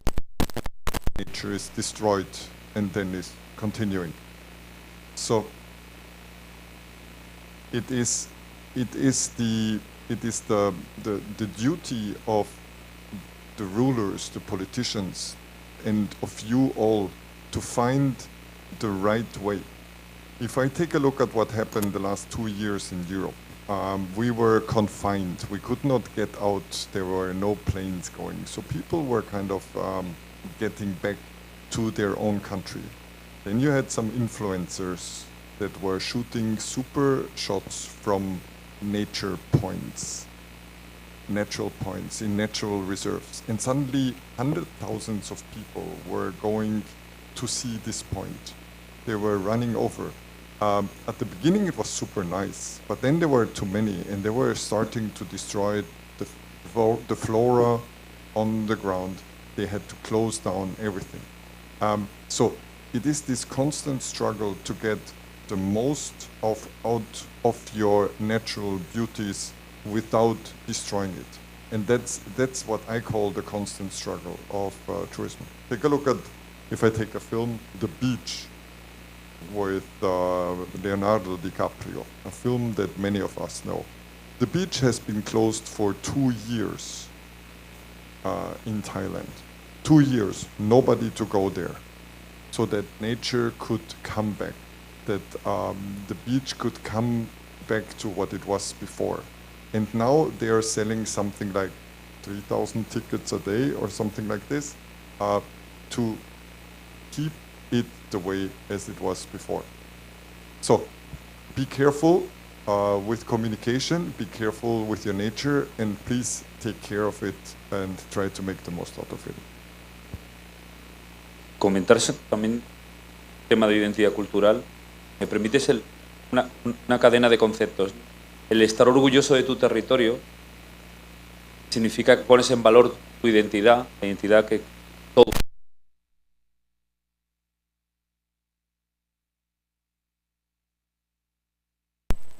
Right, but being proud make us to communicate, make everyone aware of this. So on this line, I believe that this could be the basis of a marvelous strategical tourism program for the country and everything that is related that is different from others. So I don't know if some of my colleagues want to talk, or maybe we can have another questions. I don't know how much time we have, Steve, available. Well, we have time. Yes, I believe that it's important to make some conclusions from my point of view upon something that I'm rescuing of what we're talking currently. There is a great opportunity from Tarapoto y San Martin to generate a brand as destination in connection with the land, ecological, that has lots of particularities and benefits in different sectors. So maybe as an insight after these journeys is something that we have to do. Because Peru brand is a great development, but we have to go deepen to the regions, to the destinations, towards the city, and rescue what has Peru in its inner territory, which is its natural industry and natural goods that needs to be promoted for the people to understand, to get to know them, because at the end this will bring us development, which is something that we're looking to develop destinations means developed education, health, investments, and at the end what we always say on the think tank forum is that tourism is a sector that goes beyond, that connects the society. So for me this is a great synthesis as a region brand. You have a minute. Yes, I just want to summarize very briefly the elements that we have to work with, because when we talk of heritage we mean everything, not only the archaeological sites. Our heritage is nature, our culture, our knowledge, cultural expressions, creative industries, handcrafts. We are our patrimony, our heritage. And for this we have to focus in put on value this patrimony, but with an economic value, because if we don't have economical development that benefits directly the citizens, we don't have development. So we have to put on value this on economical basis in order to generate this identity. And what this it means? Pride of appertaining. I appertain of San Martin, I'm from Tarapoto, I'm from Lamas, so I'm from the region, and this pride of being part of this take us to a next level, the social cohesion. Not to make a city where foreigners come here and position and allocate here, but to want it to be here for developing on our whole society. And finally, the last element, which is governance.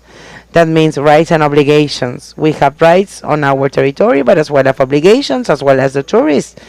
He has obligations and he's responsible as well as the sustainability of our patrimony and heritage. And at the end, all of this has to be connected with technology. Without technology, we cannot expose this 24 hours, 7 days a week to the world. And at the end, this platform will be helpful in order to the world. And at the end, this platform will be helpful in order for that cook to sell his products to the world. So just some questions. What is your name? Yes, good morning. I am Julio Chumacero. I am Chief of National Promotion from the regional government. So I would like to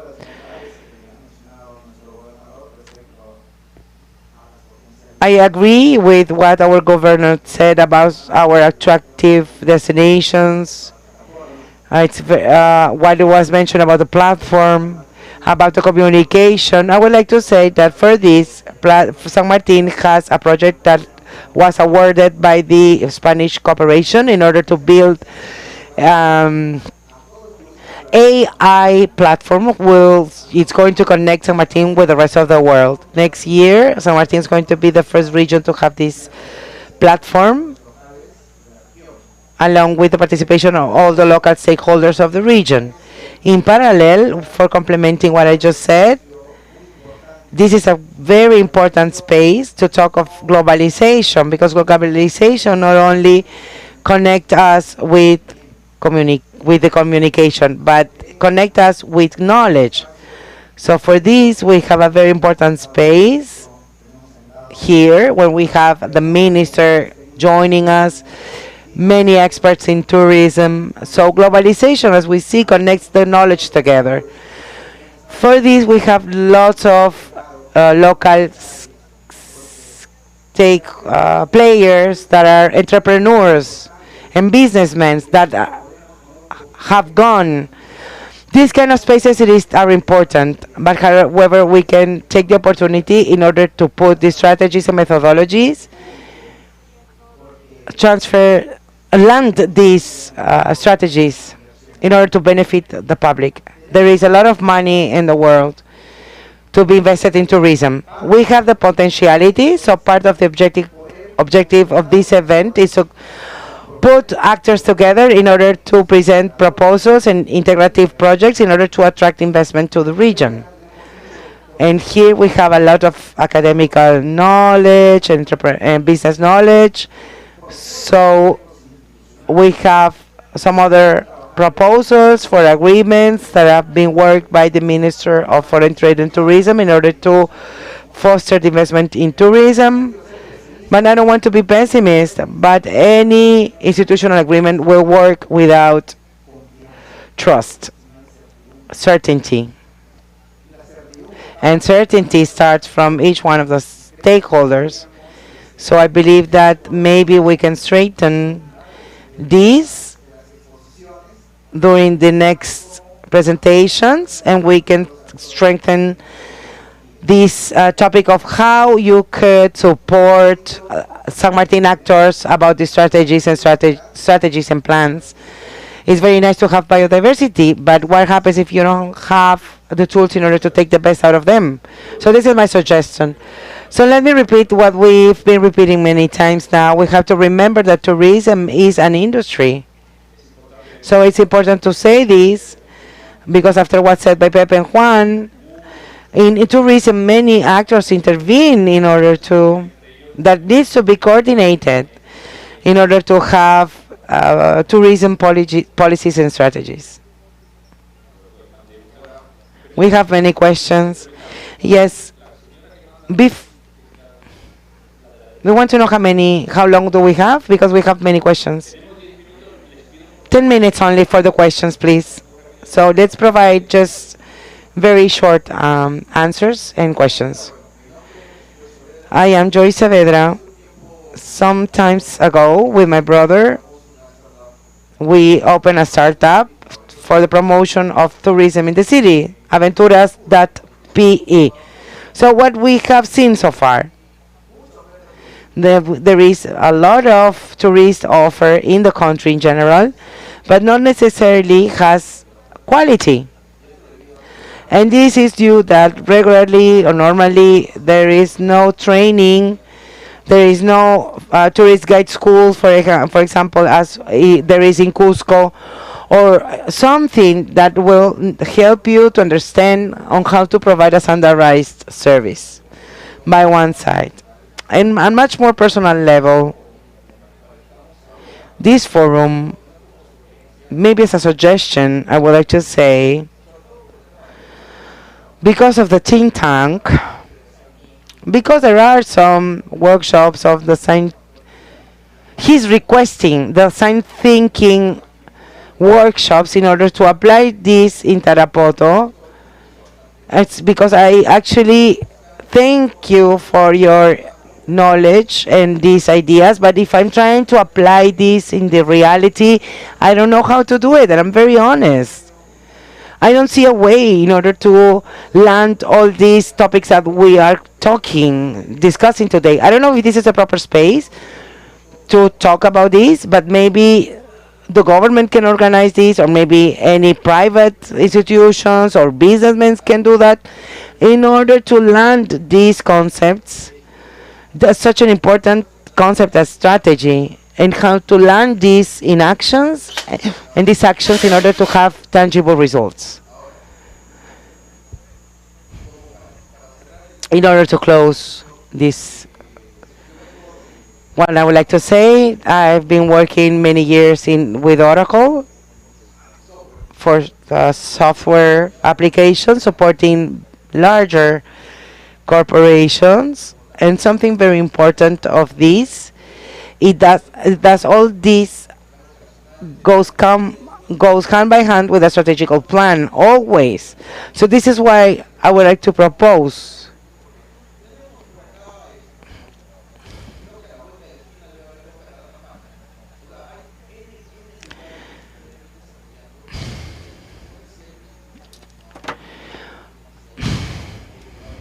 he's talking now about different destinations.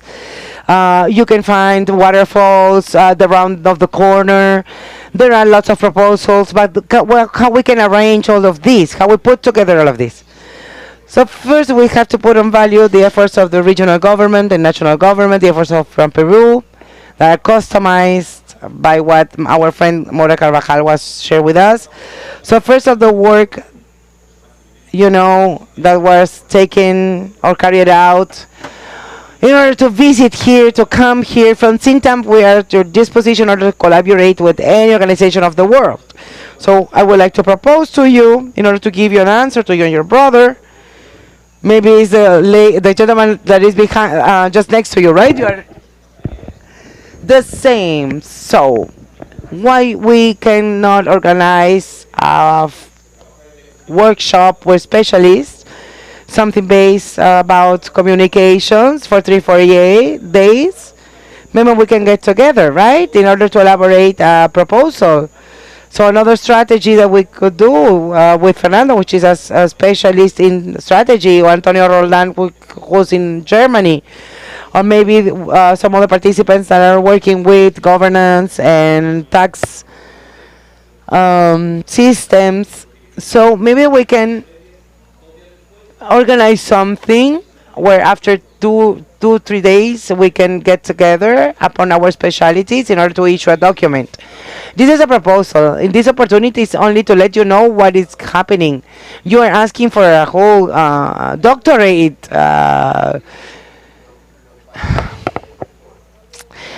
So I would like to rescue the general vision that this forum is approaching. Maybe sharing what is going on in Costa Rica, Brazil, Philippines. However, I feel that we are missing one step in order to all of what we are discussing, put it in black and white. Maybe do a marathon of tourism, 3-4 days of discussions, of organization, in order to issue something concrete that can take us to take the first action. And what you're doing is very important, and I'm very grateful because you're opening our eyes. This gentleman talks about politics and the decisions that they have to take because of the pressure of the sector. I would like to add something about the population and citizenship point of view. Is the civil society that can issue projects with the authorities and the public sector about this. 10 years ago, we got together at the Patronato of Lima in order to create an association in order to transform Lima, looking towards the bicentenary of the creation of Lima. After 10 years, we're already executing multiple projects of different industries, from different industries in Lima. So here the milestone that is maybe this milestone of the 250 years of Tarapoto can be a goal in order to get together with the public and private in order to see what we would like to achieve in this next 10 years.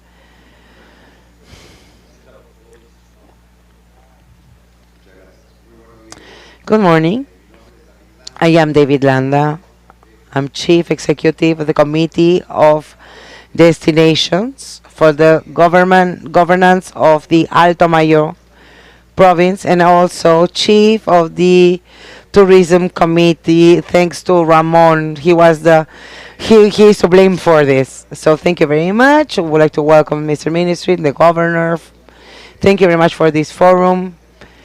We were enlightened with about many important topics that we are starting to leverage immediately from the civil society.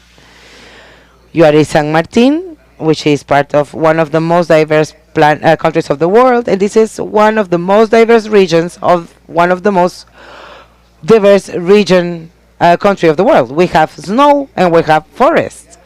So the biodiversity, this is not the moment to talk about it. It's just a matter of Googling it. However, San Martin is leader of many national topics that haven't been consolidated because there is a lack of acknowledgement from the government because of the way in which the state has been restructured.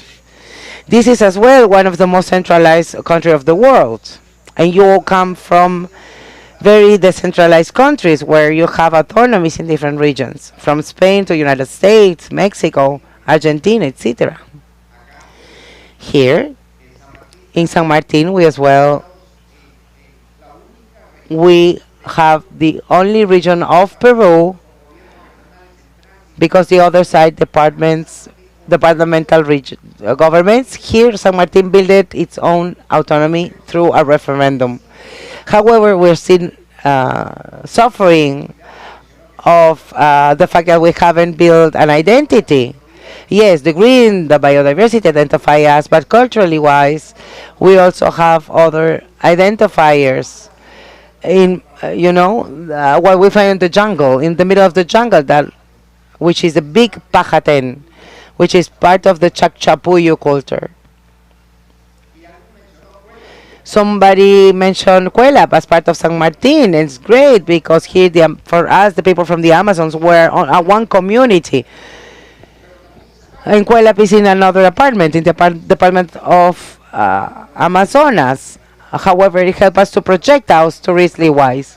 So this part of our culture is very important. And there is no doubt that the biggest portion of this territory is, upon the studies, for forestal urbanization. The larger part of this territory, it is dedicated for conservation. So how we put on value the 70% of this territory to the different tourism that you have mentioned, the medicine tourism, tourism for the ancient, right, for people that is older, for the elderlies that are looking for warm weathers. So my question is, how we can work, how we can make influence from this type of scenarios, hearing your suggestions as leaders from developed countries as yours, in order to continue this path of decentralization of the power of Lima that is put us beneath them.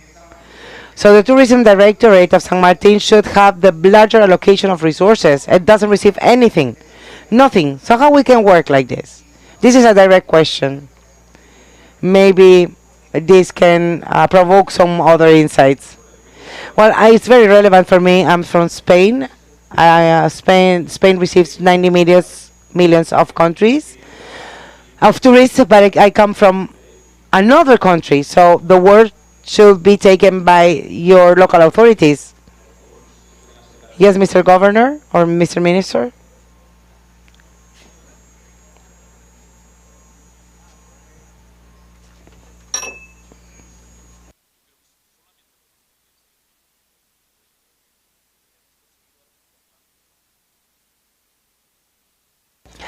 the fact that we have a minister grabbing the mic in order to answer the question is just a win-win situation. So we had achieved some goals so far. The idea of this encounter actually is being provocative. You had achieved that goal.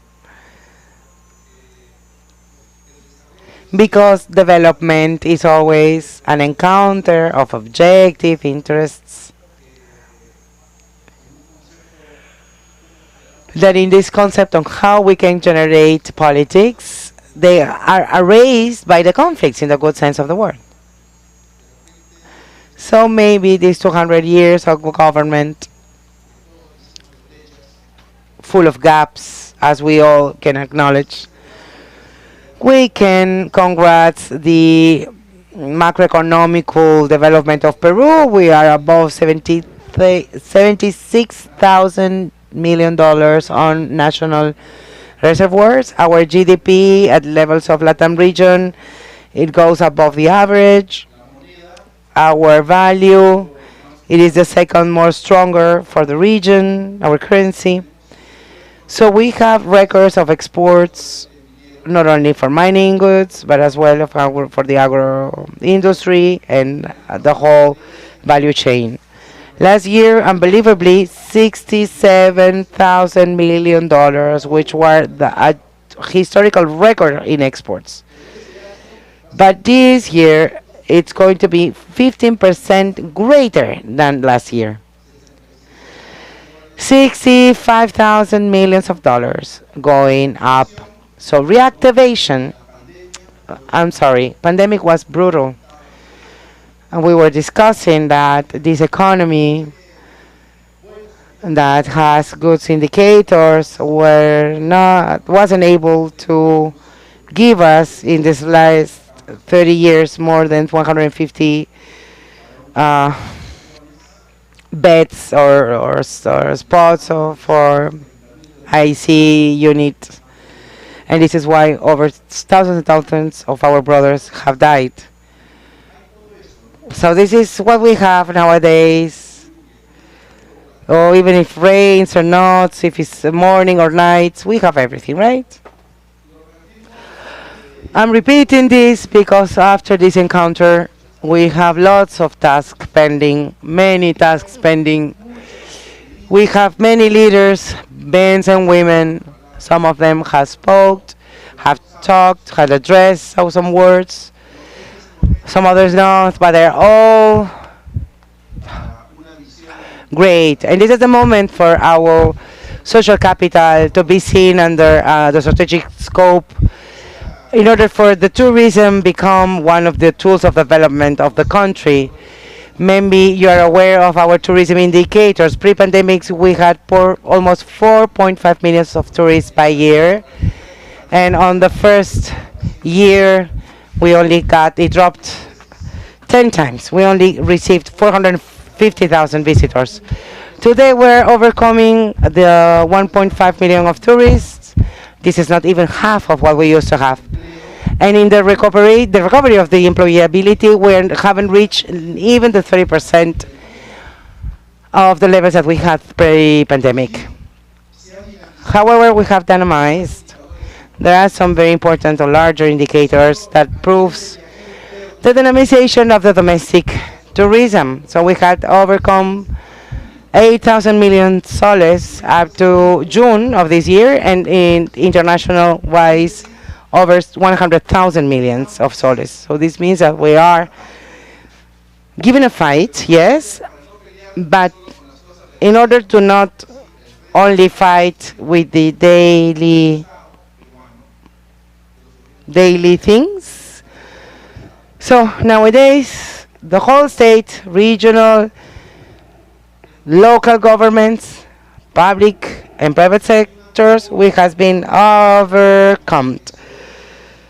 Jose Matos Maru, which is archaeologist and a historian, Peruvian that lived 25 years in Mexico, where he founded an institute for Peruvian studies, that said 30 years ago that Peru is facing a crisis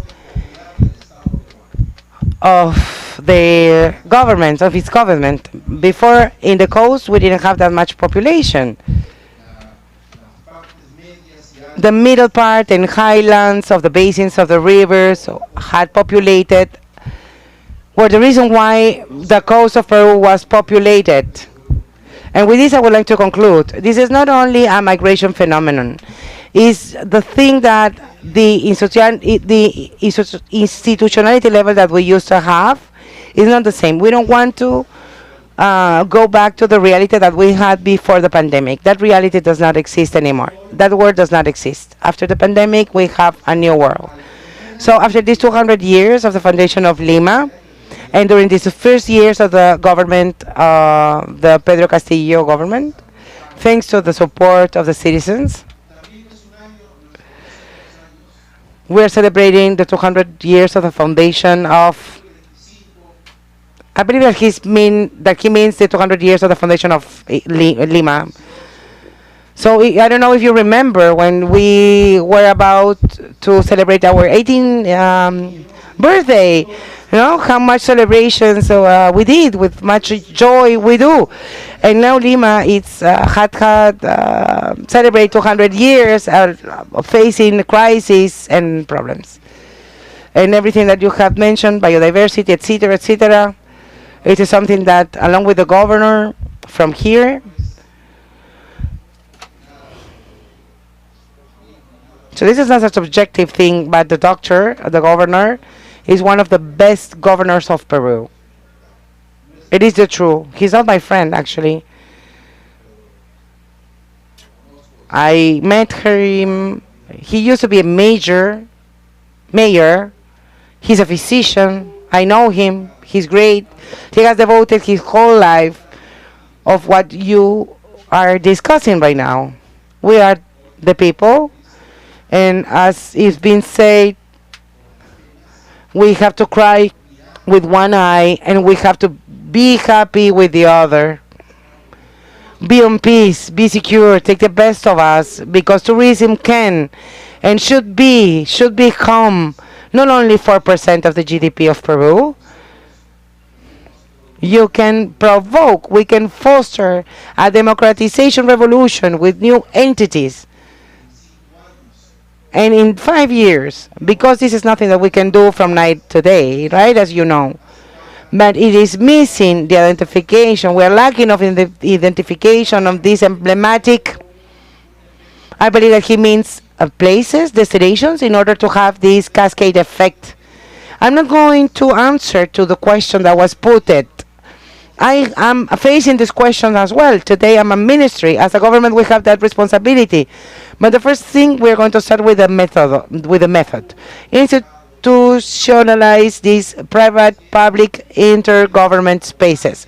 So we would like you to join us. Thank you for everyone that is joining us through the digital platforms in order to become an example on these efforts. We are part of the Pacific Alliance along with Mexico. We are part of the Andean Community of Nations. We are part of the Mercosur Treaty. So from the government, we're part of over 56 free trade treaties and commercial treaties in the world. So we have immense advantages that we didn't have before. And it's an auto-criticism, I would like to assume, because we don't have perfect men and women, but we have men and women with will. And with will, we can assume new challenges in order to develop new challenges. That means work, identity, wellness, and identity, which is the best that country can have in order to become authentic and have self-esteem. Thank you.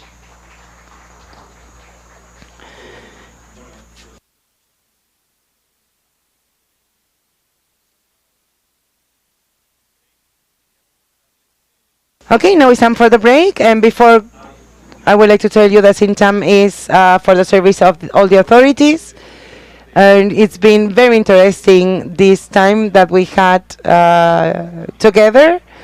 Let's make friends with the ministry and the governor, and after the break we're going to participate in another space, but from the academy point of view, that I believe that is very much interesting about the training of you as professionals and to looking for solutions. Thank you. See you back in 15 minutes.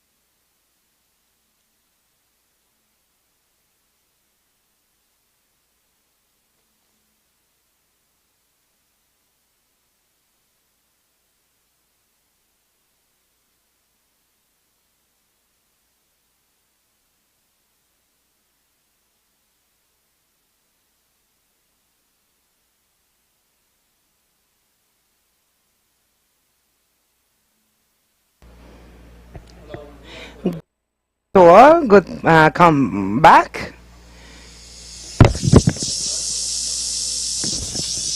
Raúl, por favor.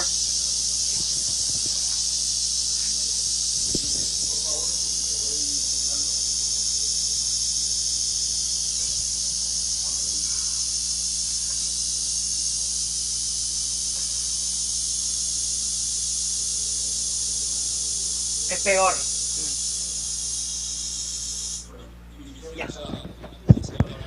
Okay, now we're ready to start with the second part of today's session, where we're going to address the topic of the investment of tourism that we started this morning with innovation sustainability, but from the academy point of view. This means what brings in the sector, university and educational sectors for the training of the tourism.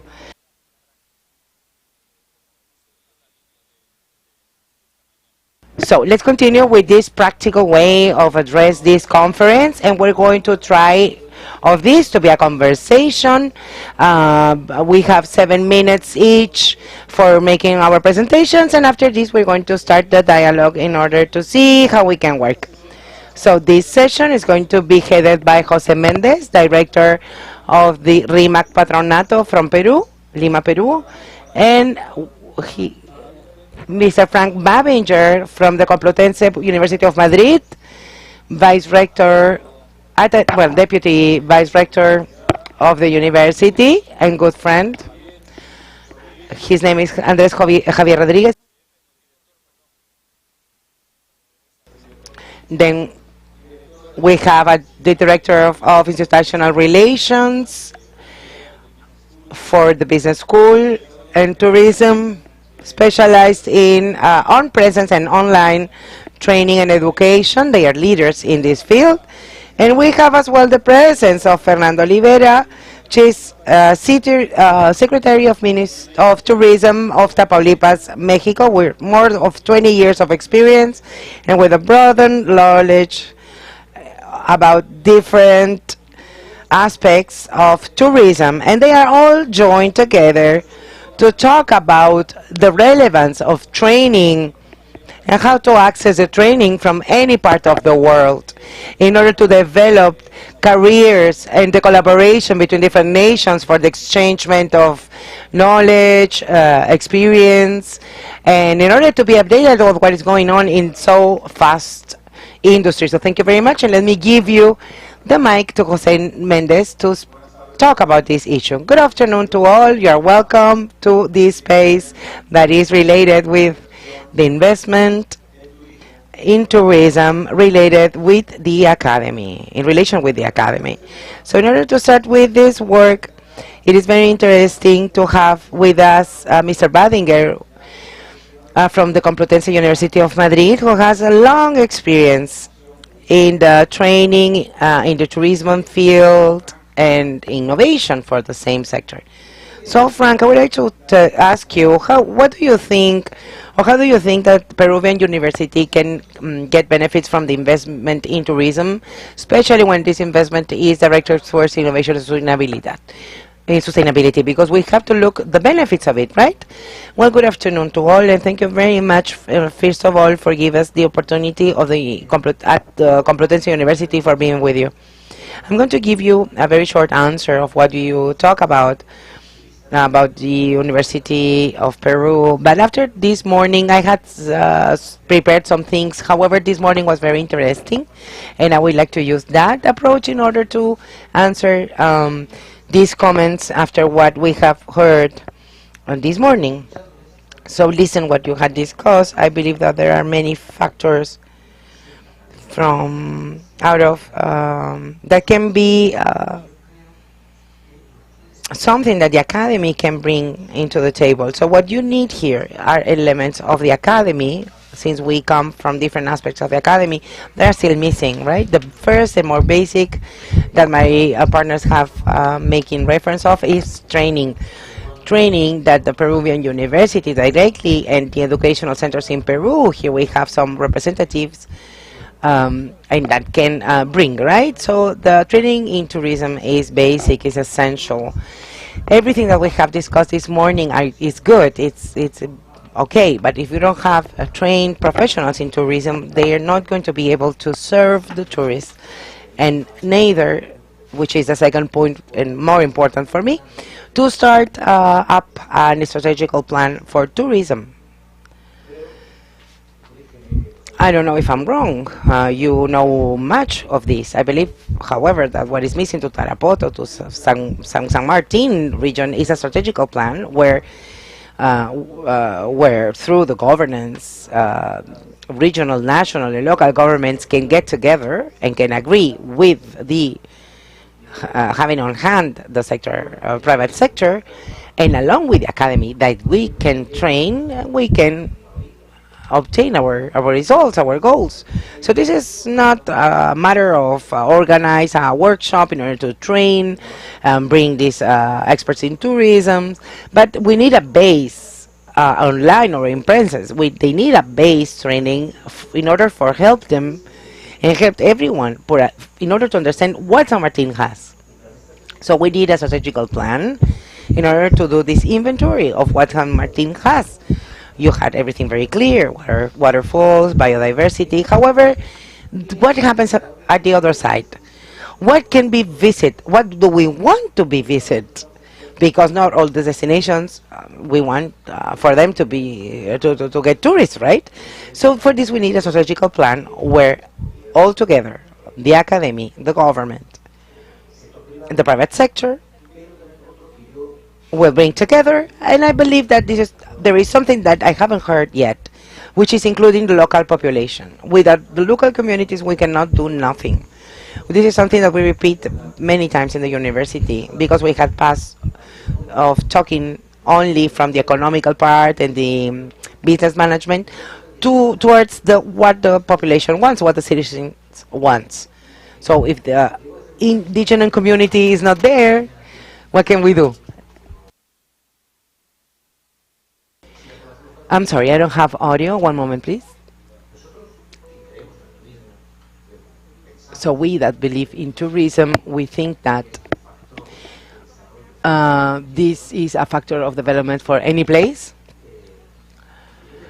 So, but at the same way, it has to have limits. Not everything has to be Cancun or needs to be Cancun. But how many tourists do you want to receive? We were commenting this with my friends. You want 1,000, 100,000, 1 million, 10 millions? So what is the offer for them? 2, 3 waterfalls? Where they're going to stay at night? How they're going to reach these places? So these are factors that were very clear, but that we didn't consider in our agenda for today. However, were addressed this morning, and that we haven't we haven't agree on. So if we don't get an agreement, all the words are empty. So what to organize a specific or a training session if it's not framed into a governmental strategy, having the support of the local community, the private sector, and of course, and here I'm going back to the initial question, the academy. So this is why we have experts in tourism, because they can help training these professionals with the strategical vision, taking the Peruvian, the local expertise of San Martin, plus the vision of internal or professionals from abroad that can give you a new vision. So I don't like to think that I come from abroad, come here to your country, tell you what to do. This is something that I'm not pleased with. Because yesterday I was told, you can come here with your vision and you can notice something that I don't see. So there are monkeys in the tree, actually. In my house, there are not. So this is a strategical value that we can see with our foreigner eyes, right? So without doing advertisement, but in relation with my university, the Complutense, which is the one largest of Spain and the second of Europe. We have master's degree, doctorate degrees. We have agreements with Peruvian universities, of course. And we also have our own degrees for this online training and courses in order to help you for this. We are not talking, I'm not presenting my university in order to take your money. It's only to let you know that we can offer you the expertise in order to organize these training sessions along with or in partnership with the local universities and educational centers. Very well, Frank, but how we can translate in concrete this into projects involving the academy with investments. So how we can translate this into innovation, entrepreneurial projects? Where is the nexus, the link in order to do so? Well, I can talk about the experience that we have. So normally from the university, what we do is to design a research project, applied research project for the university with the support of local experts. Of course, researching what means put on value, what we can offer, right? And then plus the strategy carried out with the local government offer this investment. But we have to determine who we would like to invest here. We want the Marriott chain, or we want another kind of enterprises or corporations. So we have to have these topics clarified, these matters clarified. We have to have a clear objective of what will we do, carry out a very deepened research, and once that we know what we have and what we want, we can look for the investor. This is what we do with our university. We always work with the corporations and private business, as well with a foreigner or external investors. Having, I don't know how to say it, having this willing, having clear that what I say, what I need, what I'm proposing is the correct thing to do because I have researched it. Yes, and this is actually what the academy brings: definition of necessities, resources, experiences, and the designing of the path that we should follow. So in this sense, Andres, you carried out a very constant activity in the training of professionals, and I'm hearing you talking about your support programs and scholarship programs with this Hostelea project of yours. So what are the strategies and action lines that you are presenting through your projects? Good morning. Can you hear me, right?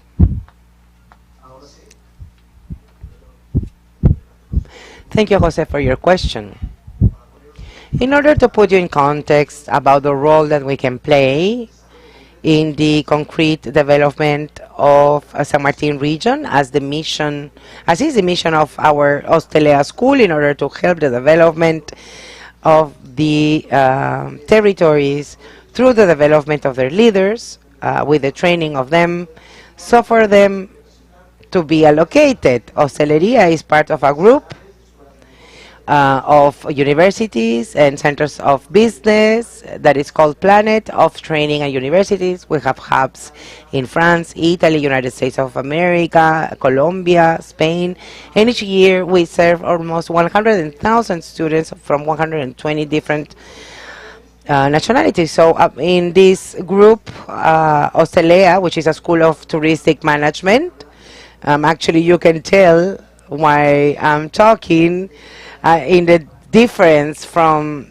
between us and Complutense University is that our training is much more on practice. So we've been talking during these 3 days that there are investments that can be a domestic or foreigner are the second part. No, we have to catch this investment, but this investment has to be profitable, has to be sustainable in order to really allow the development of the territory. So at the end, everything, it is about the local, external, internal companies that has to look for, have these levels of competitiveness. So, and these companies are not abstracts, are companies that has to take decisions, has to have people that is responsible, has to execute their decisions.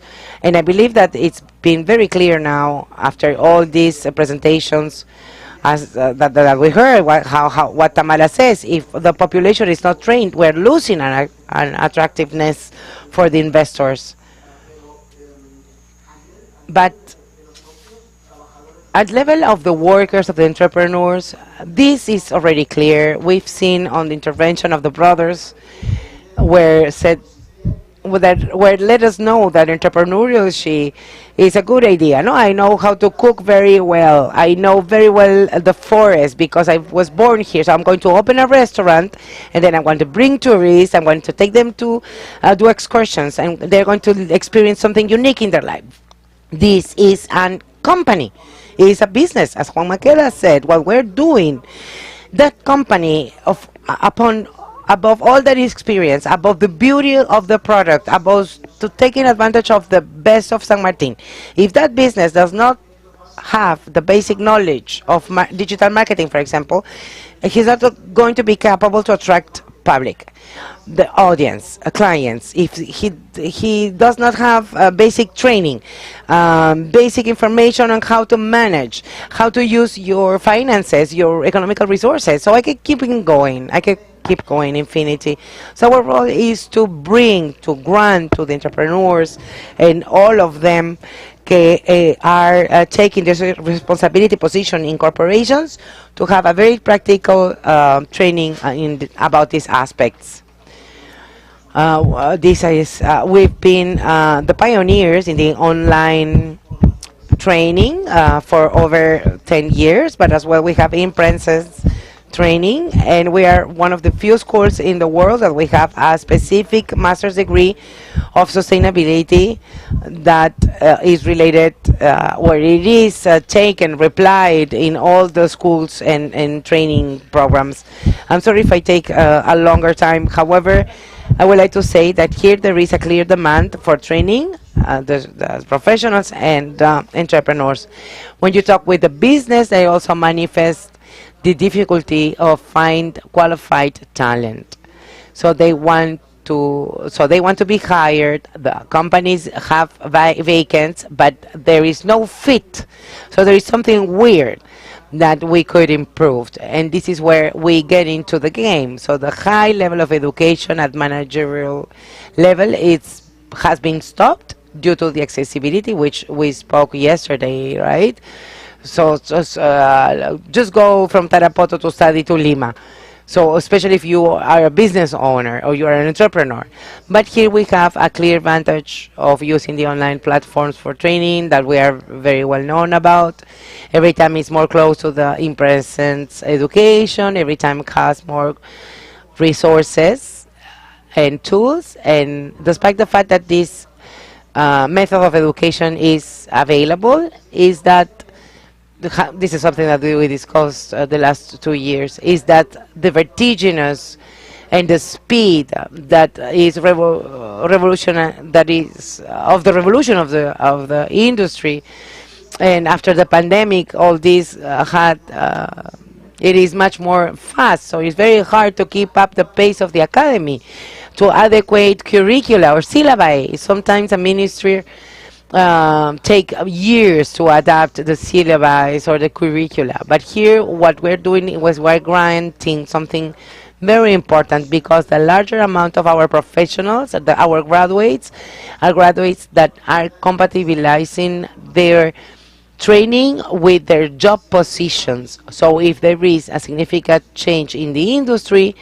the first ones who are going to detect, suffer, and correct are going to be our teachers. And this is what it grants us the opportunity, the capability to translate this power to San Martin, to Lima, and any other part of the world, which is a huge potential. I was talking about how the high level of management training has been stopped. I have already mentioned two problems, of two challenges, and maybe this is the third that I think, and I believe that you will all agree. This kind of training of managers, entrepreneurial management, business management is expensive, and it's exclusive, and it's only for those who had the money to pay for it. However, the companies are still lacking of qualified staff. So if this happens, the territory will not reach the development indexes that is wishing to do. And for this will not bring any benefits of development in the social, economic, and some other fields. I don't know if you are agree with me. Okay, Andres, let's close this. What is the agreement between Hostelea, think tank, the Ministry of Tourism, and PromPerú in order to bring training and education here to Peru and to the region? Well, before answering your question, hostelería, this problem is already general. It's not only a problem of San Martin or of Peru. It's a problem that we find in the whole world.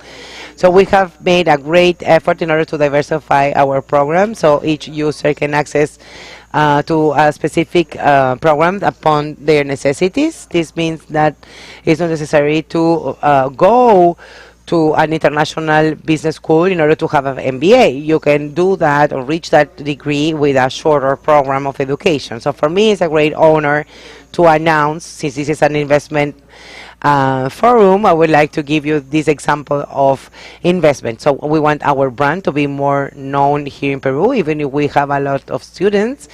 However, for this, we have made a joint effort with think tank in order to reach an agreement with PromPerú and with the Foreign Trade and Tourism Ministry that is going to be materialized with the concession of 100 scholarships in order to perform a 48 hours training course, starting course for any areas of interest as marketing, digital marketing, restoration, and some others. And that we're going to grant to you for free. Comprehensive scholarship program that are going to be granted through PromPerú and the ministry. And well, we didn't want to make this announcement yesterday in Lima. We wanted to reserve this here in Tarapoto, the closing. We're going to have over this one, 200, 350 more that are going to be scholarships that are going to be managed by PromPerú. So thank you to the ministry and PromPerú for this, because all these things, these are concrete actions that are good to disseminate, right, to promote, because this will make us finally to have transfer of knowledge. Yes, I would like to insist that this was possible because this was a great effort from Hostelea, but as well a great effort from think tank and an investment from both. So, and then in order to put the cherry on top, it can happen, and I'm not going to deny that this is something that I wish to happen, that the ones are going to follow these trainings, the ones are going to be granted with the scholarship, maybe they will have the possibility to follow a much more longer program in order to aspire to a higher degree. So for this, we're going to include 30 half scholarships. And after some requirements and criteria, we're going to grant 30 scholarships in order to follow an online master's degree at Hostelería. Well, congratulations. Thank you very much. Without knowledge, you cannot make products, you cannot launch strategies. And for this opportunity is open for the whole region and for the whole country, because this is something for the whole country. Let me go with Fernando for a while. Fernando, you've been working for more than 20 years in the academy, right? A little bit over 20 years already. So upon your experience, how we can do possible to transfer the academy knowledge to the community and everyone that is interested in getting training for their projects of entrepreneurship and innovation. Well, let's make 31 years and talk to about Mexico, right? So there is something very important that I see in this little less than 30 years that I'm enjoying the tourist activity as my profession. And this is a vision from two scopes, the professional and the institutional. So the first question that we should make to ourselves is what kind of professional we want and what professional we're training. And with this, I mean the technical or university institutions, because it looks like and this is something that I'm telling with a lot of respect, and I'm saying with a lot of respect, and there is a great distance between what is requested by the private sector and the professional business versus what we're teaching on our schools many times. And this is related maybe with you were mentioning, which is the reaction capability of the academy, but as well the lack of a dialogue between the business sector, the organized society, and institutions, and of course governments. The discussion on what to prioritize. Just a brief example, 10 years ago in our country, Mexico, was really a sensation. Go to the chef school, gastronomy school. We all wanted to become a Michelin star chef. However, we didn't notice that we have 3,500 students that were graduating from the cooking school every year, that they wanted all to open the restaurants and be awarded with a Michelin star. So this is bad. So we actually cancel the opportunity. We closed the opportunity for opening new gastronomy schools because we were generating a whole generation or unsatisfied gastronomic students or graduates. So we have to understand the cross characteristics and the multi-factors that the tourism activity has. We don't need this, in a region like this, we don't only need experts, we need biologists. Here, as part of my team in Tamaulipas, I have a biologist that is in charge of the coordination of the spaces of the natural and protected areas or national parks or reservations, because they are the ones who really understand nature. And then, while interpreting the territory, tourism can generate those benefits. Engineers, agronomists has to be part of this national system along with the academy in order to really potentiate the territory characteristics. There is when you really start to generate benefits in order to find our results, in order to potentiate a destination. Something that we have already discussed, the speciality. What kind of experts we want? Experts on what? Maybe on the lower part of the natural area, the lower part where we find the people living. There is where we want the restaurants and the hotels to be built, right? But however, if we're getting closer to nature, and this is something because upon the regional plan of Peru for San Martin, the PERTUR plan, it says that 85% of the people that comes here comes in looking nature and adventure. So what are we inviting them to?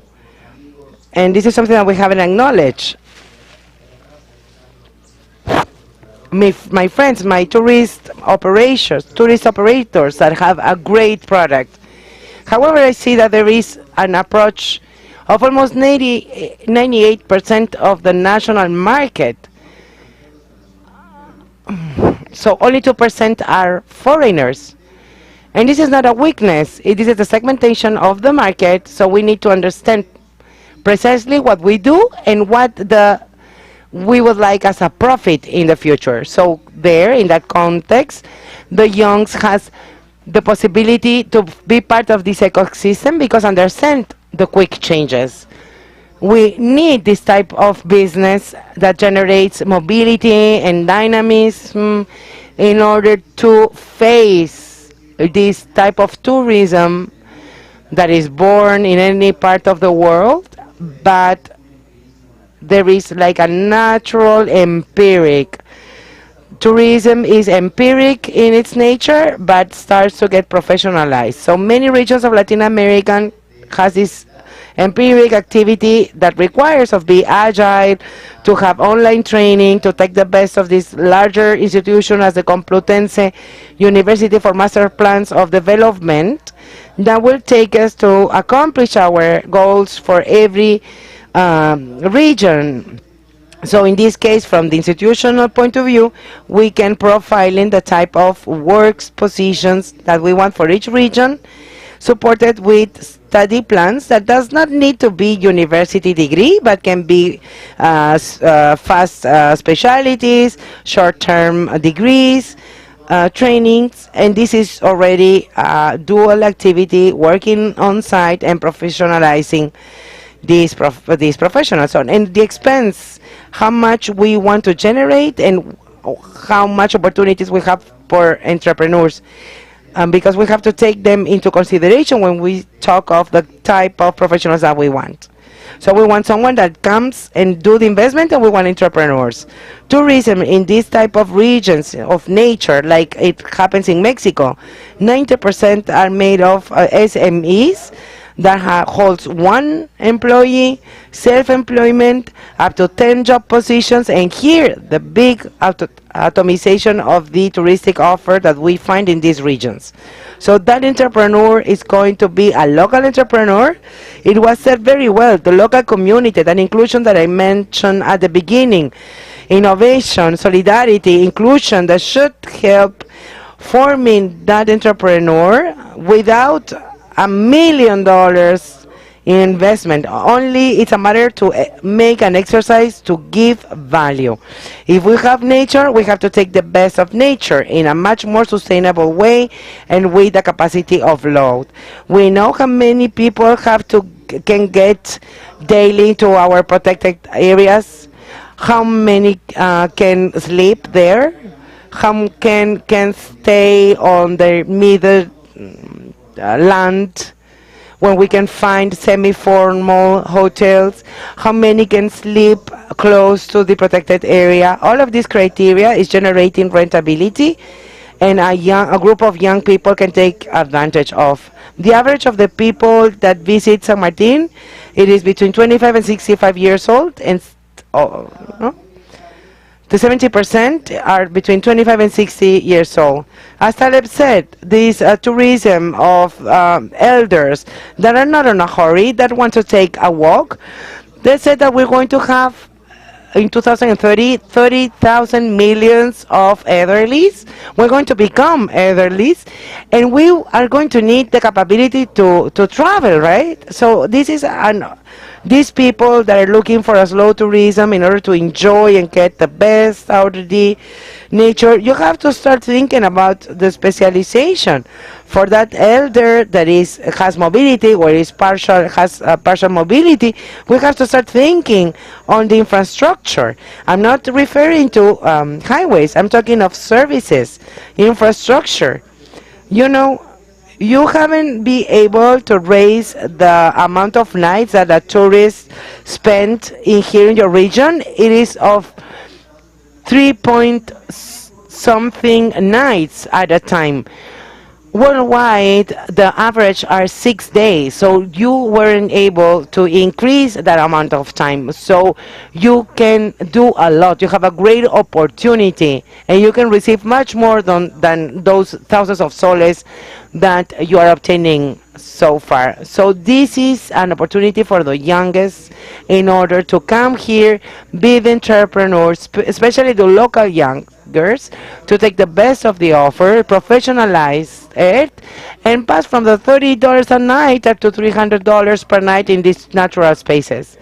Yes, Fernando, let me thank you, because at the end it's just a matter of get trained, because if you are well trained, you're going to be able to be more successful with our projects and our entrepreneurial activities. This is what it's all about.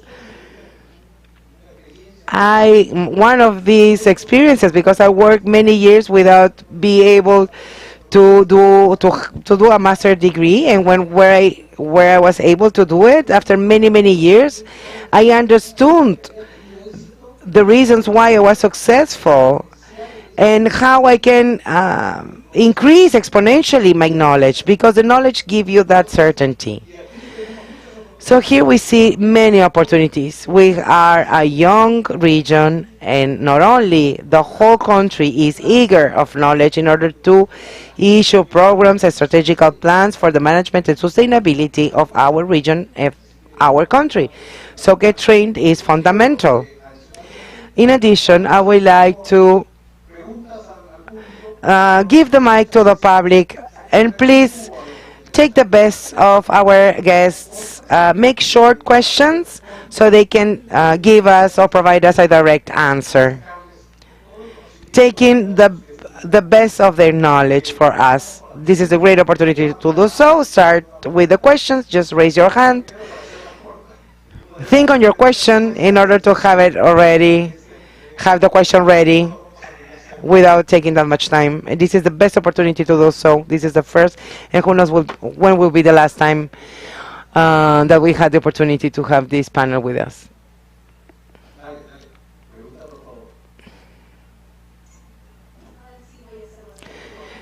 I'm going to be very brief. I am Gina Vasquez. I'm director of Inversión de Impacto for Sustainable Entrepreneurship, and I'm aware that the Complutense University has a very interesting volunteers platform, and I'm aware of this because I have received many good students from the biological science from the Complutense University in order to manage Sylvester wild fauna from the rescue center. Thank you very much. Congrats for that students. They were unbelievable, but I believe that this is a great opportunity, and I would like for you to talk about this platform. So our National University of San Martin from the Professional School of Administration in Turin to know about this, and for the business persons, right, will be very interesting to receive them with all their technical capabilities, since they have the profile that we are looking for. Well,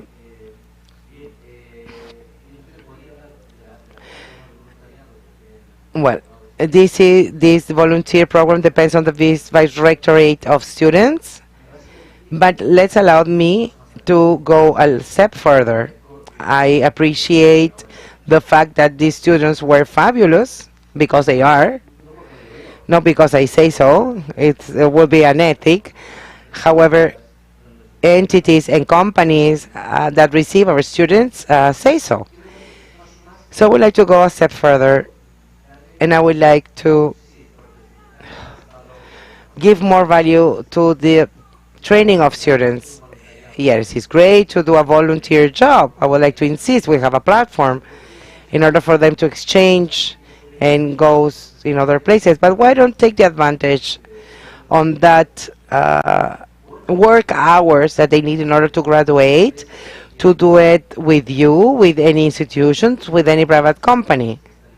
So what we have is this physical limitation, because it costs very much to go or travel to Spain, from Spain to here, to the volunteer job, but we have an online system that we allowed and favor very intensively. So for you to take the best of this knowledge. So I'm referring to not of the volunteer job, but of having a gain-gain situation for students that needs those hours of expertise in order to graduate, and you to exchange your knowledge to them. So for this we need a training plan of interest for every student, and the entities as well included. Can be private or public. So obviously, well, I can tell you that I am in charge of the relations with the corporations for signing agreements in order to allow our students to have some work experience. I haven't answered directly to your question, but I'm taking the opportunity to put in value the delivery of my students, not only the volunteer students, but many others type of students, from any students of any nationalities. Will be spectacular to have Peruvian students to going to Spain in order to gather or practice in their work hours.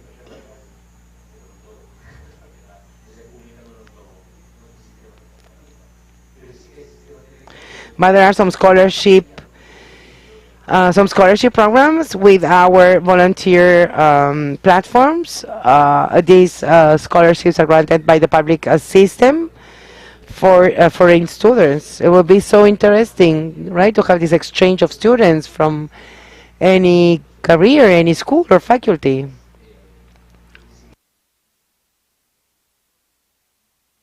I invite you, in order for you to get more information, to get into our website. And there you will have a lot of information about the volunteer, but I'm much more interest for you to get into the this scholarship program.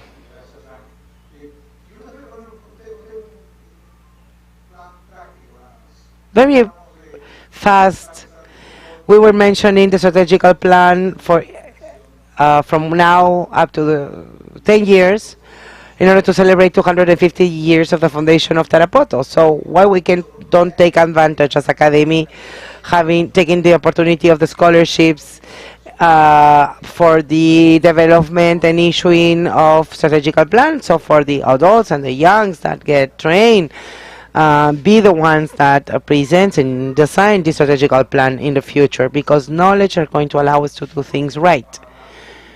We're going to talk of the loads of the space, of biodiversity, of how is the sustainability, what we require, how, when, because this is what the Academy does, is to grant the deep and practical knowledge in order to improve what we do. Good afternoon. I am Gustavo Pastor Cateriano. I'm manager of Chilcayo Travel and chief of the Peruvian Association of Travel Agencies of San Martin region. I have to talk of this uncomfortable topic because we've been talking from the desk up and look each other our faces and be happy. We are the operational part and we encounter all the challenges. So, how we can start? Sometimes you need to be aware. So everything started here in San Martin, empirically. Then we had the School of Tourism that graduates students that get angry because their graduation spec is not enough. For example, they don't know languages. Not that long ago, we went to Piura to watch the whales, and we have a guy that was licensed by ecotourism degree, with an ecotourism degree by the Chilean University, and actually I envy him a lot, because why we cannot have that? We have an office out of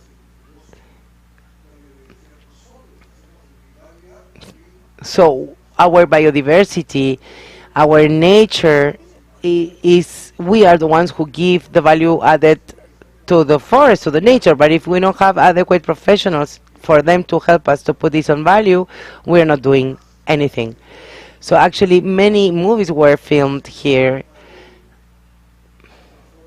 The Transformers movie, I was lucky enough to be with the producers, visiting the different hotels, and the system, the housekeeping service were very bad, very low quality.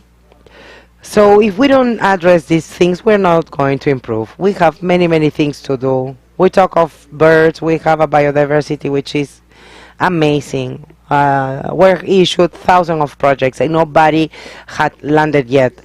So for bird watching, we have 3 segments, but are only focused on the hardcore market. So for the groups, that comes with a lot of money. However, we have something to show to the world.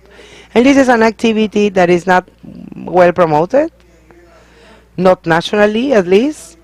Nobody is going to come with their, right? They're going to come with their equipment and devices in order to see the birds, no? Sometimes they just come with their cell phones. So it will be very different if each one of the projects, as Caltur has, or the tourism, Ministry of Tourism, or PromPerú, I don't remember which one it was, because they issues many projects, send for tour as well, send us people, And we invest money in what they request us to do, which at the end is only for the final picture, because at the end we cannot offer anything because we don't have the staff. We are SMEs. So one of these programs, you know, after spending millions of projects that never land and stays on photos and political speeches, should be joined with the minimum equipment. We are 10 from Culture. It would be nice to have the devices and the equipment in order for the tourists to really watch the birds and take their pictures. So without these devices and this equipment, even if we have all this biodiversity, we're not going to receive enough visitors, or the visitors are not going to experience this the way we want it. So there is another thing. What is our market?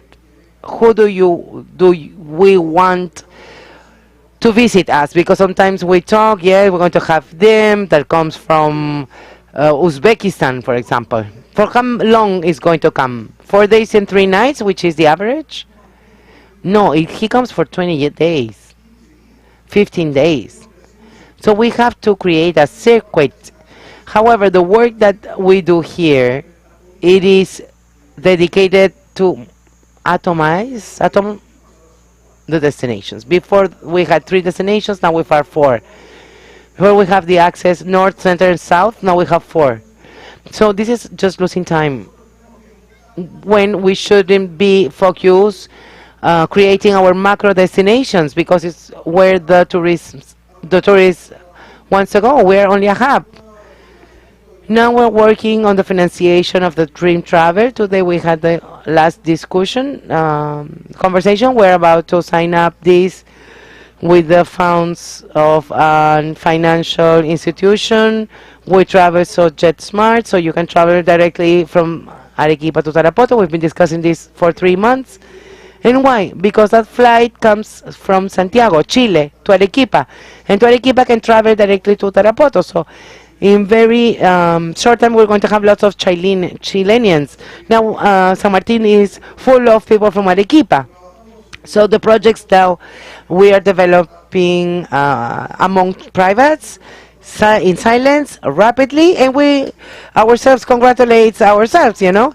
We pat our own shoulders. And we're lacking of support. This is urgent. We need equipment. By the other hand, this change on the syllabi, the academic has to face this very soon in order to improve, because every time there are less and less people that want to follow this career, and we don't have that many professionals anymore, and this is the opposite. We need to have more professionals in order to improve our sector and receive more travelers. We have to invest in training. If we don't have someone prepared, which is seen by the law, I can actually risk to close my business. So we need the support of someone. Maybe not now, maybe later on, maybe I'm not, well.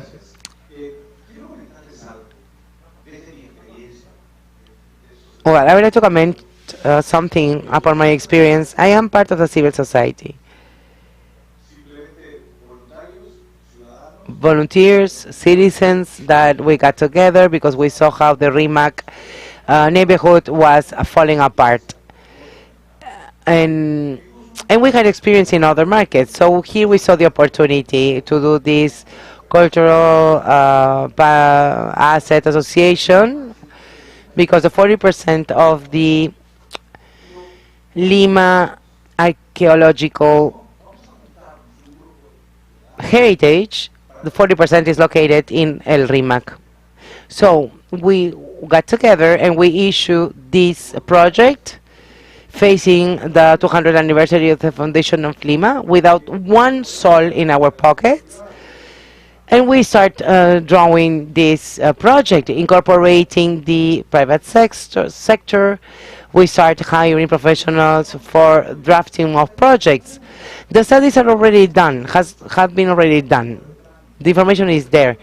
Let's make a project that does not necessarily has to be perfect, but has to have a very clear concept on what he is pursuing, and from there we can do a perfect jump for the perfection of the project in order to receive financiation. There is money. We had make projects with IDB, with MISETUR, with all the sectors, the private, the public, and now we are executing 40 infrastructural projects at the same time.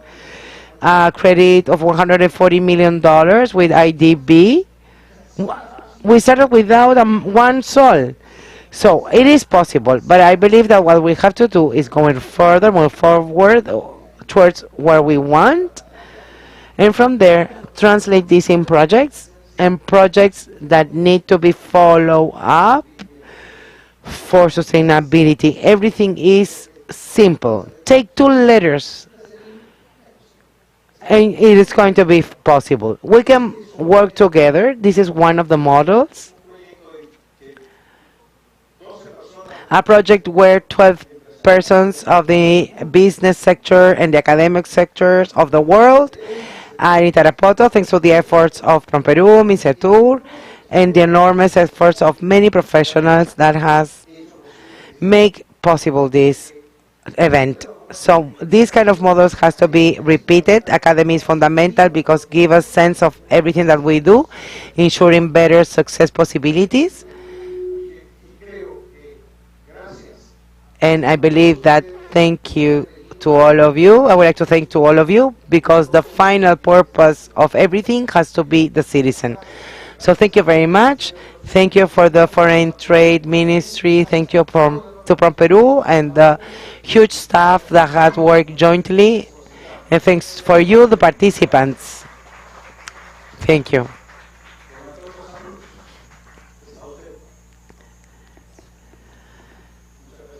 Well, thank you very much. I would like to grant the mic to Mr. Antonio Santos, Chief Executive of TSTT.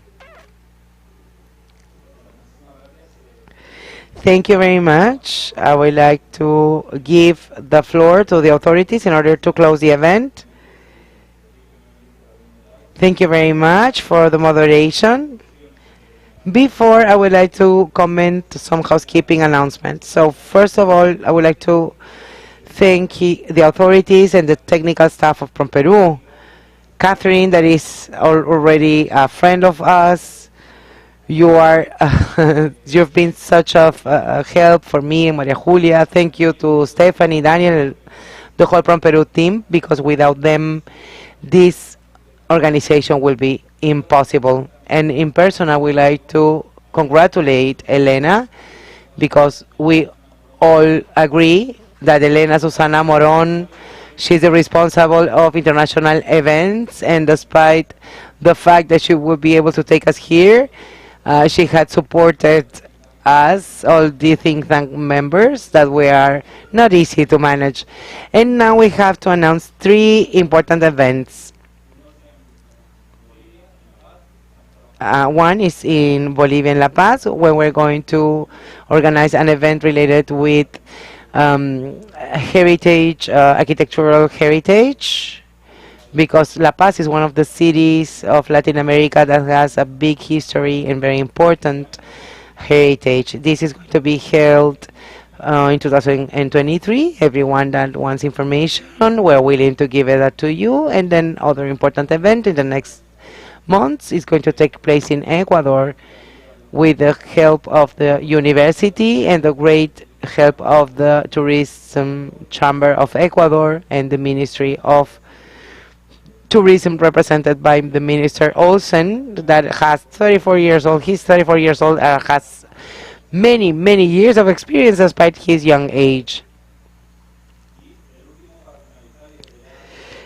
And the final one that I would like to invite you, maybe we can work together. On the first trimester of the next year, we're going to have an event where 3 people from the think tank are going to head a unit for the Latin America continent with Fernando Oliveira, that you know, Horacio Repuzzi from Argentina, and which is as well Vice President of the Association of Tourism. They are working on a proposal for Peru. I just knew about it. They have selected Peru as the headquarters for an encounter of policies coordinations that is going to be held here with the participation of different institutions, the World Association of Tourism, the Association of American States, CAF Bank, IDB Bank, and we're going to get together here in Peru, where professionals and other authorities and institutions and enterprises of the world of tourism, we're going to get together in order to talk on how we can articulate regional strategies in this point of the time where they're normal, because this is something that we're going to have on the first trimester of 2023. We hope that COVID had become just as a bad dream back then in order to go ahead with such important activities. So these are the latest or the next events, and you are all invited. Now I would like to grant the floor to Mora Carvajal Schumacher, Chief Executive of PromPerú, and despite of everything, my friend, as we said in Spain. Congratulating her for her great effort in these last months. Thank you very much, Antonio. Thank you to Tarapoto for welcome us and allow us to close this first encounter of investments in tourism. Thank you very much for everyone that had followed us through the online or virtually. We have more than 20 countries that were following us, and I was very pleased to have all of you. And thank you very much for our friends, our international guests that has able and wanted and willing to come here in Peru in order to share their experience. Here for us, for PromPerú, this was an event that we had organized in a decentralized ways, which is very important for us. For us, it's important working hand by hand with the regions because they have a lot of potential. So the Ministry of Tourism and PromPerú is one goal. We have a goal to continue working for the tourist sector, for the development of the sector and the promotion of the country, and obviously bring more work, more income and wellness to all Peruvians. So we are going to, next year, we're going to have 12 years since we have launched the Peru brand as a country brand, and we're working on the refreshing of this brand, working with all the regions, hand by hand with the private and public sector. This is something very important. Continue generating trust nationally and internationally, and a country brand, as Juan already said, is very important for this purpose. Another announcement, very important, is that in these 3 days we had the support of Hostelea through their scholarships. We're going to inform to the members in Tarapoto and from Lima how you can have access about this. Thank you very much, Hostelea. And obviously the digitalization issue that was addressed by Antonio and the ministry, and hand by hand with CAF, we're going to be able to issue this great project for our sector in order to connect all of us and digitalize all 24/7. So for all the world to know the potential of our country. We're here in Tarapoto. Let's remind, since we were talking of the relevance of have a film-making commission, so we as PromPerú were working with it. And remember that last year, a part of the Transformer 7 movie was filmed here in Tarapoto, and part in Cusco, and some other parts in Lima. And that was a first very important step for the region. So next year we're going to continue working with you, trying to look in for routes of the Transformers, for instance. So this type of events are important, investments are important. When you see, for example, James Bond in a specific country or city, we have this willing, right, this desire to go and meet these places. So let's make that everyone to watch Transformers movies to wanted to come here to San Martin. For this, we need the support of the private in order to understand what kind of new routes we can decide, and hand by hand of the tourist ministry, we can work about the routes, in this case of the Transformers. Thank you very much. We're very pleased. I would like to also say thank you to my team from PromPerú. This success is yours. Thank you very much.